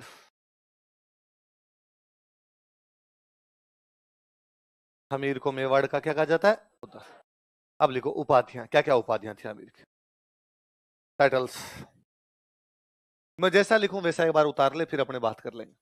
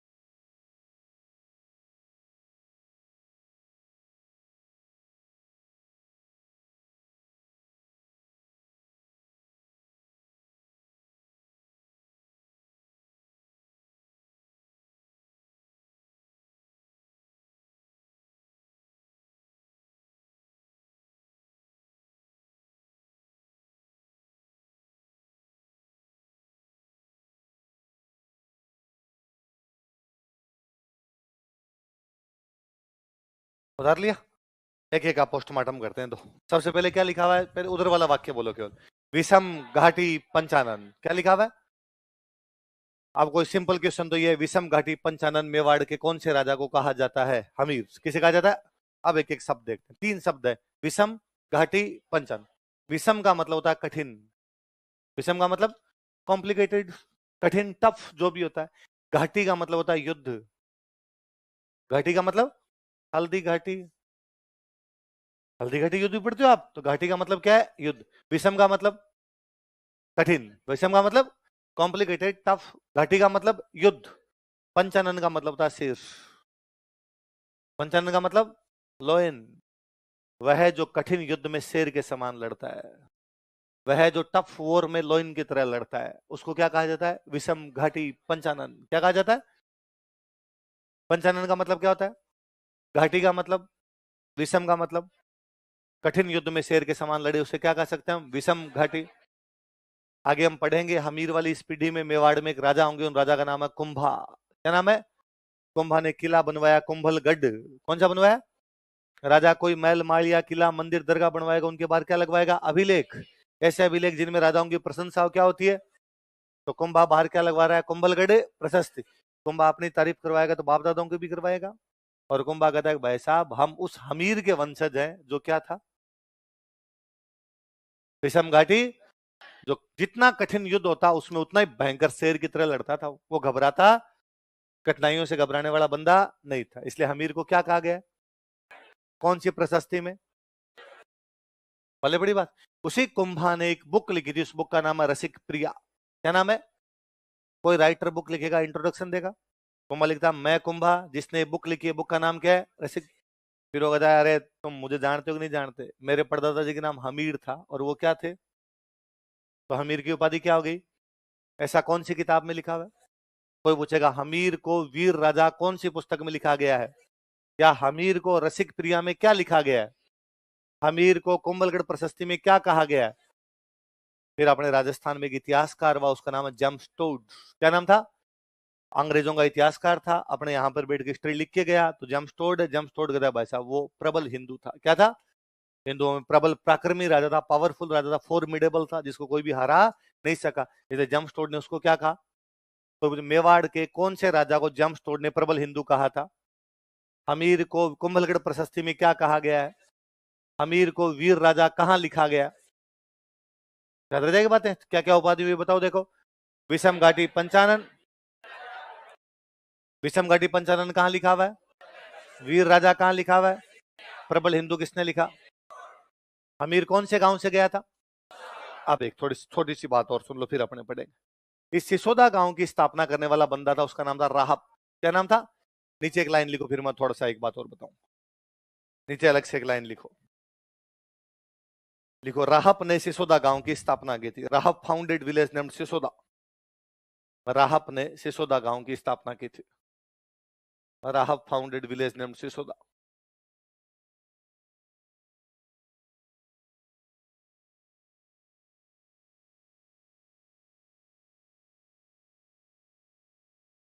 राहब ने कौन से गांव की स्थापना की? बॉक्स में बंद कर दो, अलग से इसको अलग दिखना चाहिए आपको। अब एक बात सुन लो, आगे काम आएगी, लिखना नहीं। मेवाड़ में एक राजा हुए, उन राजा का नाम था कर्ण सिंह। क्या नाम था? या उन्हीं का एक नाम हो रहा है रण सिंह। क्या नाम है? कर्ण सिंह के एक बेटा हुआ, उसका नाम है क्षेम सिंह। क्या नाम था? मेवाड़ में जो भी राजा होते हो नाम क्या क्या लगाते? रावल। क्या लगाते? तो जो भी राजा बनेगा वो क्या लगाएगा? रावल। तो रावल कौन बना? सेम से। बाकी जो भाई होंगे वो क्या लगाएंगे? राणा। तो राणा जो बना उस भाई का नाम था राहब। क्या नाम था? बड़ा भाई जो राजा बनेगा वो तो राजधानी रख लेगा, राजधानी चित्तौड़ है तो उसने क्या रख लिया? चित्तौड़। छोटे भाइयों को गांव मिलेंगे, किसी को कोई गांव, किसी को कोई गांव। तो राहब को कौन सा गांव मिला? कौन सा गांव मिला? यही होगा। अब इसके बाद रावल कौन बनेगा? इसका बेटा, पोता, पड़पोता, सड़पोता, लड़पोता, खड़पोता, ऐसा ही कुछ होगा। तो यहाँ पे जाके एक रावल बन रहा है, उसका नाम है रतन सिंह। क्या नाम है? यहाँ इसके जो वंशज होंगे वो क्या बनेंगे? राणा। इसका बेटा, पोता, लगातार पीढ़ियां चलती जाएगी। यहां पर एक राणा बने, उनका नाम है लक्ष्मण सिंह। क्या नाम है? तो जब चित्तौड़ का रावल कौन है? रतन सिंह। तब सिसोदा का राणा कौन था? रतन सिंह पर 1303 में अलाउद्दीन खिलजी हमला कर देता। तो अलाउद्दीन खिलजी ने हमला किया तो रतन सिंह ने अपने भाई बंधु जो आसपास थे उनको कहा आओ भाई सहायता करने के लिए। तो सिसोदा से सहायता करने के लिए कौन आया? साके में भाग लिया। मैंने कहा साके में सारे लड़ते हुए मारे जाते, इसलिए लक्ष्मण भी लड़ता हुआ मारा गया और इसके 7 बेटे लड़ते हुए मारे गए। कितने बेटे लड़ते हुए मारे गए? 7 बेटों में जो सबसे बड़ा बेटा था उसका नाम था अरि सिंह। क्या नाम था? और अरि सिंह का जो बेटा था उसका नाम था हमीर। अरि सिंह का बेटा था उसका नाम क्या था? कौन सिसोदा का कौन बंदा साके में लड़ता हुआ मारा गया? लक्ष्मण सिंह। आपने कितने बेटों के साथ? 7। उन 7 में बड़ा बेटा कौन था? इसका एक बेटा इसमें जिंदा रह गया और वापस चला गया था। उस एक बेटे का नाम था अजय सिंह। क्या नाम था? अजय सिंह। आप सुनो, लक्ष्मण सिंह का बड़ा बेटा कौन था? अरि सिंह। कौन था? अरि सिंह। ऐसा कहा जाता है कि अरि सिंह जो था वो जब तक ये लड़ाई नहीं हुई थी, उस लड़ाई से पहले की बात है, इसके पिताजी लक्ष्मण सिंह सिसोदा के क्या बने हुए? राणा। अरि सिंह बड़ा है तो लक्ष्मण सिंह के मरने बाद अगला कौन बनना चाहिए? अरि सिंह। राजकुमार हो गया, एक प्रकार का सामंत का बेटा तो हो गया। एक दिन अरि सिंह अपने कुछ दोस्तों के साथ में शिकार खेलने के लिए गया। जब वो शिकार करने के लिए गया तो दोस्त चल रहे हैं घोड़ों पर, साथ में वो घोड़े पर चल रहा है। रास्ते में दोनों तरफ खेत है, बीच में एक रास्ता जा रहा है। रास्ते में एक लड़की अपनी भैंस को पानी पिलाने के लिए जा रही थी। इसके साथ में जो दोस्त थे उनमें से किसी एक दोस्त ने उस लड़की को कमेंट कर दिया, कुछ लड़की को छेड़ दिया कोई। उस लड़की को गुस्सा आया, उस लड़की ने उसकी तरफ देखा ही नहीं। वो जो उसके हाथ में रस्सी थी, वो रस्सी पता नहीं उसने कैसे घुमा के यूं फेंकी कि घोड़े के पैरों में गई, घोड़ा और घुड़सवार दोनों नीचे। साथ वालों ने देखा क्या हुआ क्या हुआ। किसी ने कहा अरे इसने उस लड़की को छेड़ दिया था, वो लड़की भगवान जाने कैसे रस्सी घुमा के गई, ये नीचे चित आया। और लड़की चुपचाप आगे बढ़ गई, वो बोली नहीं इनसे कुछ। साथ वालों ने कहा खड़े हो जा, कपड़े झाड़ ले, हमने वीडियो नहीं बनाया तेरा। वरना आजकल तो वीडियो बना लेते हैं लोग। पर उनको लगा कि यार लड़की ट्रिक गजब खेल गई यार, गजब बहादुर लड़की है, और इस प्रकार गिरा के चली गई, डर भी नहीं लगा उसको कि हम 6-7 लोग हैं। और अब वो अपना शिकार खेलने में बिजी हो गए। तब अपने राजस्थान में सबसे अच्छा शिकार माना जाता जंगली सुअर। किसका शिकार? और जंगली सुअर बड़ा खतरनाक जानवर होता है, जल्दी से मरता भी नहीं जंगली सुअर। हरि सिंह ने जंगली सुअर के तीर मारा, जंगली सुअर के तीर लगा, पर वो मरा नहीं, वो भाग गया खेत के अंदर। खेत के अंदर भागा तो हरि सिंह को लगा खेत के अंदर घुस के पकड़ के लाऊंगा इसको। हरि सिंह जब खेत में घुसने लगा, आगे वही लड़की जो सुबह भैंस को पानी पिलाने के लिए जा रही थी वो आगे खड़ी थी। उसने कहा अरे किधर? अरे खेत दिख नहीं रहा, घोड़ा लेके अंदर घुसोगे तो खेत पूरा बर्बाद हो जाएगा। बार बार हरि सिंह ने कहा अरे मेरा वो शिकार चला गया, सुअर चला गया। उसने कहा तू बाहर रह, मैं तेरे उस सुअर को पकड़ के ला दूंगी, पर तू बाहर रह, खेत के अंदर नहीं घुसेगा। उसने कहा जंगली सुअर मार देता है आदमी। उसने कहा ऐसे जंगली सुअर डेली पकड़, तू बाहर खड़ा रहे। वो लड़की अपना तीर कमान उठाती है, अंदर जाती है, जंगली सुअर को मारती है, घसीटते हुए बाहर लाती है। और हरि सिंह को लगता है इतनी बहादुर लड़की, सुबह तो अपने उस घुड़सवार को पटक गई थी, अब किसको मार के आई है? जंगली सुअर को घसीट के अकेले लेके आई। और हरि सिंह ने पूछा कि ब्याह नहीं हुआ तुम्हारा? हरि सिंह को पता चला, हरि सिंह उसके पिताजी के पास गए और उसके पिताजी को जाकर कहा कि भाई मैं आपकी लड़की से शादी करना चाहता हूं। सिसोदा का राजकुमार खुद शादी करना चाहता है, साधारण किसान बेचारा क्यों मना करता? उसने कहा भाई अभी ले जाओ हाथों हाथ। 5-7 दोस्त आए हुए थे, हाथों हाथ ही वहां पे ब्याह करके आ गया। पर हरि सिंह को ये लगा कि यार अब पिताजी को जाके क्या कहेंगे? भाई पिताजी को जाके ये तो कैसे कहेंगे मैं शिकार करने गया था खुद ही हो गया। भाई ये तो नहीं कहा जा सकता ना। तो उसने अपने माँ को और भाइयों को जाके बताया भाई मैं ऐसे ऐसे ब्याह करके आ गया, और पिताजी को बताऊंगा तो पिताजी गुस्सा करेंगे। तो माँ और भाइयों ने कहा कि ठीक है तू बता ही मत एक बार। अब लंबा चौड़ा इलाका था, उस गांव में अपने वो घर है वहां पे रह जाओ, धीरे धीरे बात ठंडी मीठी पड़ेगी तब बता देंगे अपने। तो ये हरि सिंह अपने इस एक रानी को अलग ही गांव के अंदर रखा करता था। इनके एक बेटा हुआ, बेटे का नाम रखा गया हमीर। क्या नाम रखा गया? इन बिटवीन ये चित्तौड़ वाली लड़ाई होती है, चित्तौड़ वाली लड़ाई के अंदर लक्ष्मण सिंह, हरि सिंह और उसके 6 भाई लड़ते हुए मारे जाते। एक भाई बचता है, वो भाई कौन है? अजय सिंह। तो वो सिसोदा का क्या बना? सामंत। पर उसको पता था कि भाई मेरा जो भाई था बड़ा हरि सिंह, उसकी वाइफ और उसका बेटा अलग गांव में रहते हैं। वो गया, उसने जाकर भाई भाभी जी, भले ही पिताजी को मेरे भैया किसी भी वजह से ना बता पाए हो, पर आपका हिस्सा तो है ही हमारे घर में, अब आप यहाँ मत रहो, आप वहां चलो, वहीं रह जाओ। तो हमीर और हमीर की माँ वहीं सिसोदा में आके रहने लग गए। पर सामंत कौन बना हुआ है वहां का? अजय सिंह। भाई बड़ा वो था, बचा हुआ वो, तो वो बना हुआ है। इस सिसोदा के आसपास में कोई डाकू था, उस डाकू का नाम मुंजा। क्या नाम था? और मुंजा ने बड़ा यूं किसानों को तकलीफ देना शुरू किया। वो किसानों की फसलें उठा के ले जाता, उनके पशु खोल के ले जाता, लोग बड़े परेशान थे। तो अजय सिंह के पास है, उन्होंने अजय सिंह को आका कि भाई ये मुंजा तंग करता है यार, तू हमारी हेल्प कर। तो अजय सिंह ने अपने बेटे को भेजा। अजय सिंह के बेटे का नाम था सज्जन सिंह। क्या नाम था उनका? सज्जन, जाओ और जाके उस डाकू को मार के आओ। पर सज्जन सिंह डाकू को मारने के लिए गया, पर डाकू ने सज्जन सिंह को कूट दिया। तो सज्जन सिंह वापस आया बेचारा, उसने कहा डैडी यार पार नहीं पड़ी, और उधर तो उसने मेरी मूंज बना के रख दी यार मुंजा ने, मैं हरा ही नहीं सका। हमीर वहीं खड़ा था, हमीर छोटा था, 13-14 साल का ही था। उसने कहा कि चाचा जी प्लीज एक बार मुझे जाने दो।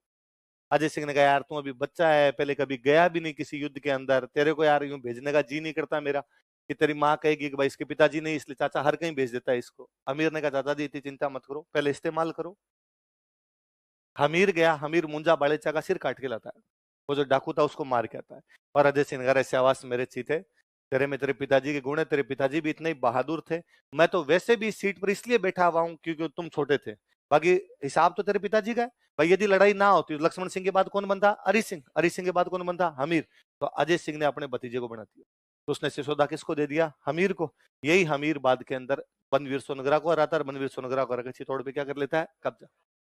पर अजय सिंह का खुद का बेटा कौन था? सज्जन सिंह। वो बड़ा नाराज हुआ और उसने अपने पिताजी को कहा कि बापू सेहत के लिए तुम हानिकारक हो, और ऐसे कैसे कर सकते हो यार, मेरे को भी तो बना सकते थे, चाचा जी वाले ताऊ जी वाले बेटे को बना दिया आपने, पापा मेरे हो बना रहे हो उसको।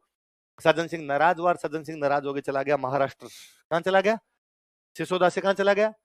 उस सज्जन सिंह की 19वीं पीढ़ी में महाराष्ट्र में पैदा हुए महाराज छत्रपति शिवाजी। कौन पैदा हुए? महाराज छत्रपति। और शिवाजी ने चीख चीख के कहा कि हम सिसोदा से आए इसलिए हम सिसोदिया हैं, हम सिसोदा से आए इसलिए क्या है? तो जो गोहिलों की 24 ब्रांच उनमें एक ब्रांच शिवाजी वाली है। तो शिवाजी ने ये भी बाद में क्या थे? सिसोदिया। तो सिसोदिया क्यों है वो? क्योंकि सिसोदा से गए थे। कौन से गांव से गए थे? तो जो भी सिसोदा से निकले वो सारे के सारे क्या कहलाए?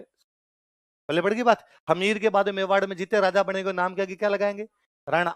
सिसोदिया लगाएंगे और क्या लगाएंगे? राणा। हमीर से पहले वाले क्या लगाते थे? रावल। क्या लगाते? रावल। अगला राजा लिखो।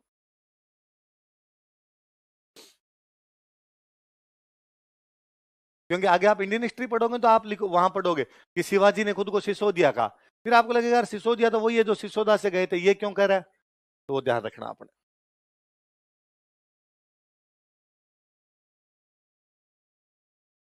अब जीते भी राजा बनेंगे नाम क्या क्या लगाएंगे? राणा। अब कौन है अगला राजा? कौन है? राणा लाखा।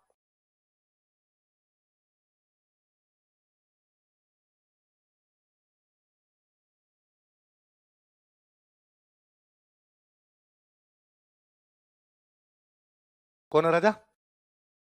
देख कल मैंने बताया था कि सामोली वाला अभिलेख कहता है कि जावर में खनिज निकलते हैं। जावर में क्या निकलते हैं? जावर में बेसिकली 3 खनिज निकलते हैं, सीसा, जस्ता, चांदी। क्या क्या निकलते हैं? एक मैं और बताऊं, आगे ज्योग्राफी में भी काम आएगा। जहां सीसा जस्ता मिलेगा वहां चांदी मिलेगी, जहां सीसा जस्ता मिलेगा वहां क्या मिलेगी? होता ये होता तो सीसा जस्ता ही, 98% तो सीसा जस्ता ही होता है, कोई 1-2% वहां पर क्या होती है? तो जावर में सीसा जस्ता तो पहले निकल रहा था, पर इनसे चांदी वहां नहीं निकल रही थी। चांदी यदि किसी के टाइम निकली तो किसके टाइम निकली? कहां से? तो कोई पूछेगा जावर में चांदी की जो खान है वो किसके टाइम में निकली थी? किसके टाइम? देखो, जावर में चांदी की खान प्राप्त हुई। Silver mine was found at Jawar. Jawar में चांदी की खान प्राप्त हुई, silver mine was found at Jawar. Jawar में चांदी की खान प्राप्त हुई, silver mine was found at Jawar. Jawar में किसकी खान प्राप्त हुई? अब मुझे बताओ कि यदि जावर में चांदी की खान प्राप्त हो रही है तो मेवाड़ की आर्थिक स्थिति अच्छी हो रही है बुरी हो रही है? अब मेवाड़ वालों को चांदी मिल गई तो मेवाड़ वालों की चांदी चांदी होगी। क्या होगी? हम यही तो कह रहे हैं, हम प्रशासनिक, राजनीतिक, सांस्कृतिक और राजस्व व्यवस्था, ये राजस्व रेवेन्यू बढ़ रहा है अपने आप में, राजस्व व्यवस्था। इस लाखा के टाइम में एक व्यक्ति है, उसका नाम है छितर बंजारा। क्या नाम बंदेगा? बंजारा एक जाति होती है। बंजारा क्या होती है? पहले जातियों के अलग अलग काम होते, जो जिस जाति का उसका वही क्या हुआ करता काम। बंजारों का काम था व्यापार करना। बंजारों का काम क्या था? ये घुमक्कड़ व्यापारी थे, घूम घूम के बिजनेस करते, बैलगाड़ियां लेके रखते, आज इस गांव में आए, 10 दिन यहाँ रुके, सामान बेचा, फिर 10 दिन इस गांव में, 10 दिन इस गांव में, 10 दिन इस गांव, घूम घूम के व्यापार करते। नोमेडिक, नोमेडिक थे, घुमक्कड़ व्यापारी हुआ करते, नोमेडिक मर्चेंट हुआ करते। कौन? बंजारे। अच्छा, व्यापार करेंगे तो पैसे कम होंगे कि ज्यादा? व्यापार पैसे वाली चीज है। तो छितर बंजारे नाम के एक व्यापारी के पास में खूब सारे पैसे आए, तो उसने एक झील बनवाई। उदयपुर के पास एक गांव था, उस गांव का नाम था पिछोली। क्या नाम था? गांव का नाम क्या था? पिछोली में झील बनाई, इसलिए आजकल अपने उसको बोलते हैं पिछोला। क्या बोलते हैं? अब दो सवाल। एक सवाल तो ये कि पिछोला झील का निर्माण किसने करवाया था? चित्र बंजारे ने। एक सवाल ये कि पिछोला झील का निर्माण कौन से राजा के टाइम हुआ था? एक सवाल ये कि बंजारे कौन होते हैं? घुमक्कड़ व्यापारी। कौन होते हैं? याद रखना, या आईएएस में सवाल पूछा हुआ है, बंजारे कौन होते हैं? घुमक्कड़। फिर वो चार ऑप्शन दे देता है। पंजाब में सेना में लड़ने वाले सैनिक, है ना, घूम घूम कर उपदेश देने वाले सूफी संत, घूम घूम कर व्यापार करने वाले एक जाति, एक आध और लिख देता है, ग्रासिया महिला के नाक का एक आभूषण। किसी को लगता है आभूषण होगा, नाक में पहनती होगी बंजारा कहीं पर, तो बंजारे घुमक्कड़ व्यापारी होते हैं। कौन होते हैं? हाँ, लिखो। चित्र बंजारे ने पिछोला झील का निर्माण करवाया था। चित्र बंजारा बिल्ट लेक पिछोला। चित्र बंजारे ने पिछोला झील का निर्माण करवाया था। चित्र बंजारा बिल्ट लेक पिछोला।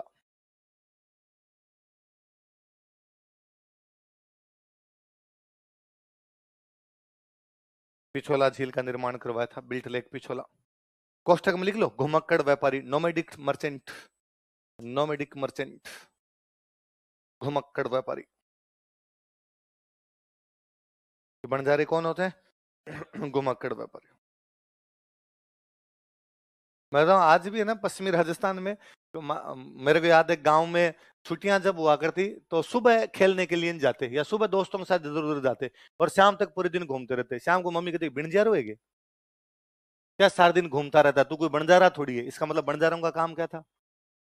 घूमना ही उनका काम हुआ करता। इसलिए फिल्मों में कहना थे बंजारापन, आवारापन, घूम रहे हैं आवारा, इधर उधर यायावर हो रखे हैं। वो कौन है? बंजारे।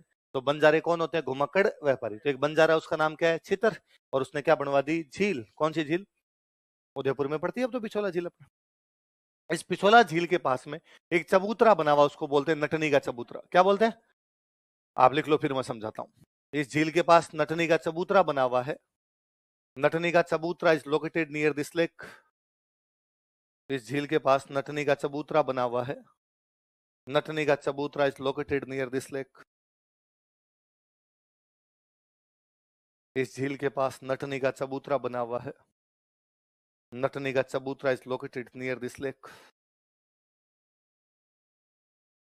नट एक जाति होती है जो रस्सी का खेल दिखाती है। रस्सी खेल मतलब दो पोल बांध दिए, एक पोल यहां बांध दिया, एक पोल यहां बांध दिया, फिर इनके बीच में क्या बांध दिया? एक रस्सी। और जो नट की पत्नी होती है, नट की पत्नी इसलिए क्या होगी? नटनी, वो इसके ऊपर चलती है। ये रस्सी वाला खेल है पूरा, है ना। तो एक बार कोई नट राणा जी के दरबार में आया और उसने राणा जी को आगे, राणा जी मैं नट हूं, रस्सी का गेम दिखाता हूँ। राणा जी ने कहा कौन सी बड़ी बात, दुनिया के सारे नट क्या दिखाते हैं? रस्सी का खेल। उसने कहा मैं अच्छा दिखाता हूँ। क्यों भाई, ऐसा क्या अच्छा दिखाता है? तो उसने कहा मेरी नटनी पिछोला क्रॉस कर सकती है। क्या क्रॉस कर सकती है? पिछोला के दोनों साइड में यदि पोल बांध दिए जाए और रस्सी बांध दी जाए तो मेरी नटनी क्या क्रॉस कर जाएगी? राणा जी ने कहा मैं मिला सुबह से मजाक करने के लिए, पिछोला पता है तेरे को कितनी लंबी, दिखती नहीं है यहां से वहां तक, और तू कर रहा पिछोला क्रॉस कर जाएगी। और उसने कहा यदि कर जाए तो राणा जी ने कहा आधा मेवाड़ दूंगा, मैं आधा मेवाड़ रखूंगा, आधे मेवाड़ का राजा तू, ये नटनी पिछोला क्रॉस कर दे। उसने कहा संडे को ही करवा लो। और घोषणा करवाई गई कि भाई संडे को नटनी क्या क्रॉस करेगी? पिछोला। और यदि वो पिछोला क्रॉस करती है तो राणा जी उसको क्या दे देंगे? मेवाड़ का आधा राज्य नट को दे दिया जाएगा। मेवाड़ का आधे राज्य का राजा कौन होगा बाद में? नट। और भाई पूरा मेवाड़ के दूर दूर से लोग देखने के लिए आ गए, घोड़ लगी है, शर्त लगी है जोरदार वाली, और सारे लोग। और नटनी भाई आधी पिछोला क्रॉस कर गई। कितनी पिछोला क्रॉस कर गई? और सारी जनता आउटिंग करेगी, यस कम ऑन, थोड़ा सा और बजाए। सब लोग राजी, बस एक राणा जी का कलेजा बैठे बैठे धक धक करे। और राणा जी सोचे कि इधर वाला आधा दूं, इधर वाला दूं। इधर से टैक्स आता है 20,000, इधर से आता है 18,000, इधर वाला दे देता हूँ, थोड़ा बच जाएगा, 2,000 का तो फायदा हो जाएगा। इतने में राणा जी ने नोटिस किया कि उनके पास जो उनके मंत्री बैठे, अक्ष पटलिक संधि विग्रह विस्काधिराज बंदीपति अमात्य, जो बैठे थे वो भी राजी हो रहे, मजा आ गया, मजा आ गया, थोड़ी सा बचा है, थोड़ा सा बचा है। तो राणा जी ने पास में जो मंत्री बैठा उसको कह रहे मंगते तू किस बात का राजी हो रहा है? उसने कहा देखो थोड़ा सा ही बचा है, बस क्रॉस होने वाला है, कितना अच्छा चल रही है ना वो। अरे कहा अरे सुन लिचड़ मेरी बात, यदि ये पिछोला क्रॉस कर गई तो मुझे आधा मेवाड़ देना पड़ेगा, और यदि इसको आधा मेवाड़ दिया तो फिर मैं आधे मेवाड़ का राजा बचूंगा, और यदि मैं आधे मेवाड़ का राजा हूं तो मंत्री भी आधे होंगे। फिर 12 मंत्री क्यों रखूंगा? मंत्री मेरे कितने होंगे? 6। तू जाएगा? उसने कहा तो मैंने सोचा ही नहीं था। तो राणा जी ने कहा अब सोच ले। तो उसको अब क्या किया जाए, तो उसका बच्चा पास में खेल रहा था, 2-4 साल का बच्चा था, उस नटनी का पास में खेल रहा है। उसने उसको इधर आ अरे थप्पड़ मारा खींच, थप्पड़ मारा, बच्चा रोया, मम्मी मम्मी। कहीं भी हो उसको दो चीजों का पता हमेशा चल जाता है, ये तो कहीं भी दूध उफनता हो। मेरे आज तक समझ नहीं आया कि लड़कियों तुम्हारे नाक में ऐसी कौन सी ग्रहणांद्रियां है कि तुम्हें दूर से, लड़कियों को नहीं महिलाओं को तो पता चलता है, मम्मियों को सबको पता चलता है, ये दूध उफड़ने का पता चलता है। मेरा कई बार ऐसा हो रखा है कि रसोई में मैं वहीं चूल्हे के पास बैठा हूं, खाना खा रहा हूं या बैठा हूं चाय पी रहा हूं, मम्मी बाहर बाड़े में है कहीं पे, जहां दूध निकल रहा है, वहां गायों के पास है, वहां पर है, और मम्मी भाग के आती है, अरे तेरे सामने दूध उफड़ गया, तेरे को दिखाने। मैं कहता हूं हाँ उफड़ गया क्या? तू यही बैठा था, ध्यान नहीं दे रहा है तू, तेरे को सुगंध नहीं है। मगर मेरे को तो नहीं है, वो तो कोई बात नहीं, तेरे को कैसे आई? पर महिलाओं में ये भाई भगवान ने सेंस दिया अलग से। एक ये दिया कि उनका बच्चा कहीं भी रोए उनको पता चल जाता। 100 बच्चों में अपने बच्चे का रोना तो माँ पहचान जाए, और बेचारी जैसे सुना कि बच्चा रो रहा है, उसका ध्यान गया, ध्यान का ही खेल है पूरा, कंसेंट्रेशन का गेम है, कंसेंट्रेशन भटका उसका, गिर गई, और अंदर गिर गए सारे, आवाग अरे मर गई बेचारी। और राणा जी खड़े, राणा जी का मजा आ गया, जीत गए जीत गए। वो बावड़ा नट वही था, उसने कहा राणा जी आपके जीत हार की लग रखी है, मेरी तो गृहस्थी बर्बाद हो गई, एक ही नटनी थी वो गिर के मर गई। राणा जी ने कहा चिंता मत कर, एक चबूतरा बना देंगे, तुम कई बार यहाँ पर आगे फील ले लिया करके। किसका चबूतरा है? तो नटने का चबूतरा कहाँ बना हुआ है? पिछोला जी। किसके पास बना हुआ है? पिछोला। एक बात और सुनो, जैसे हम एक रियासत पढ़ रहे हैं मेवाड़, वैसे एक रियासत और थी बूंदी। कौन सी रियासत थी? हाड़ा चौहानों की रियासत थी। कौन से चौहानों की? चौहान वंशधार चौहानों में कौन से चौहान थे? हाड़ा। जैसे गोहिल और गोहिलों में कौन से गोहिल है? सिसोदिया। वैसे चौहान थे, चौहानों में कौन थे? हाड़ा। तो हाड़ाओं की जो लड़कियां शादी होके जाती थी उनको बोलते हाड़ी रानी। क्या बोलते? हाड़ाओं की लड़की इसलिए क्या हो जाया करती वो? हाड़ी रानी।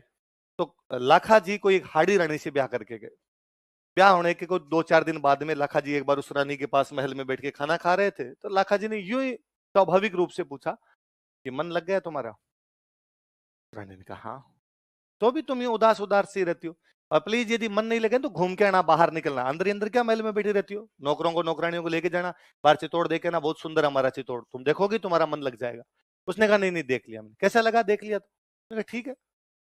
लाखा जी ने कहा ठीक है केवल? उसने नहीं अच्छा है। लाखा जी ने कहा नहीं ढंग से देख, पूरा आगे से देख क्या?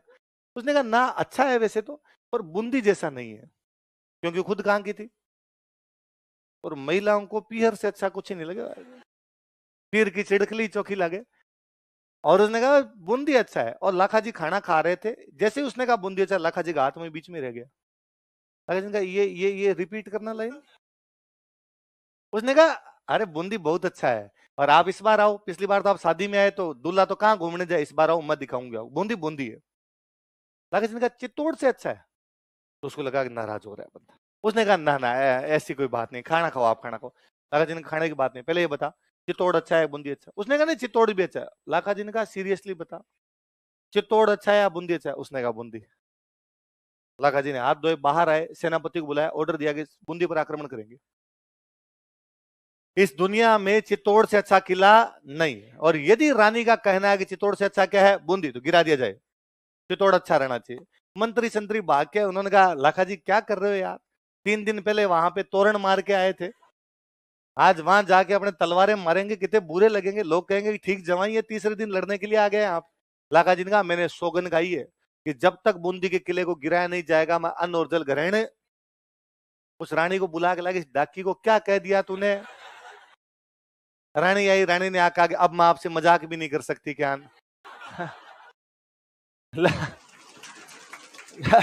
लाखा जी ने कहा नहीं, मैंने तेरे से 3 बार पूछा था, सीरियसली बता दे, और तूने कहा था कि नहीं सबसे अच्छा क्या है? बूंदी। अब तो बूंदी गिराया जाएगा भाई साहब। बाद में कोई मंत्री थे सियाने, उन्होंने कहा कि लाखा जी एक काम करते हैं, चित्तौड़ के बाहर एक कमरा बनाते हैं, और कमरे पे लिख देते हैं बूंदी का किला। नकली बूंदी बनाते हैं, क्या बनाते हैं? और एक बार आप ये बूंदी गिरा दो, खाना वाना तो खा लो, और असली बूंदी का आज क्या 6 महीने बाद 12 महीने बाद जाग गिरा देंगे, अभी नया नया ब्याह हुआ है, अभी आक्रमण करने जाएंगे, बुरे लगेंगे। लाखा जी ने कहा जो करना फटाफट करो, भूख लग रखी है। हाथों हाथ चित्तौड़ के बाहर एक कमरा बनाया गया, कमरे के ऊपर लिखा गया बूंदी का किला। इधर लाखा जी पूरी सेना लेके, पूरा माहौल पूरा बनाया एकदम, सेना लेके रवाना हुए, और बाकायदा घोषणा की कि राणा लाखा बूंदी पर आक्रमण करने के लिए जा रहे हैं, यदि कोई बीच में आने की कोशिश करेगा तो नेस्तनाबूद कर दिया जाएगा उसे। एकदम पास में, घर पास में जाकर बैस वो रहा बूंदी के, एक तीर मारो, एक तीर में तो नीचे आ जाए। लाखा जी जैसे ही एक तीर चलाने लगे, सामने की तरफ से एक तीर है। लाखा जी ने कहा देखो रे उधर कौन है।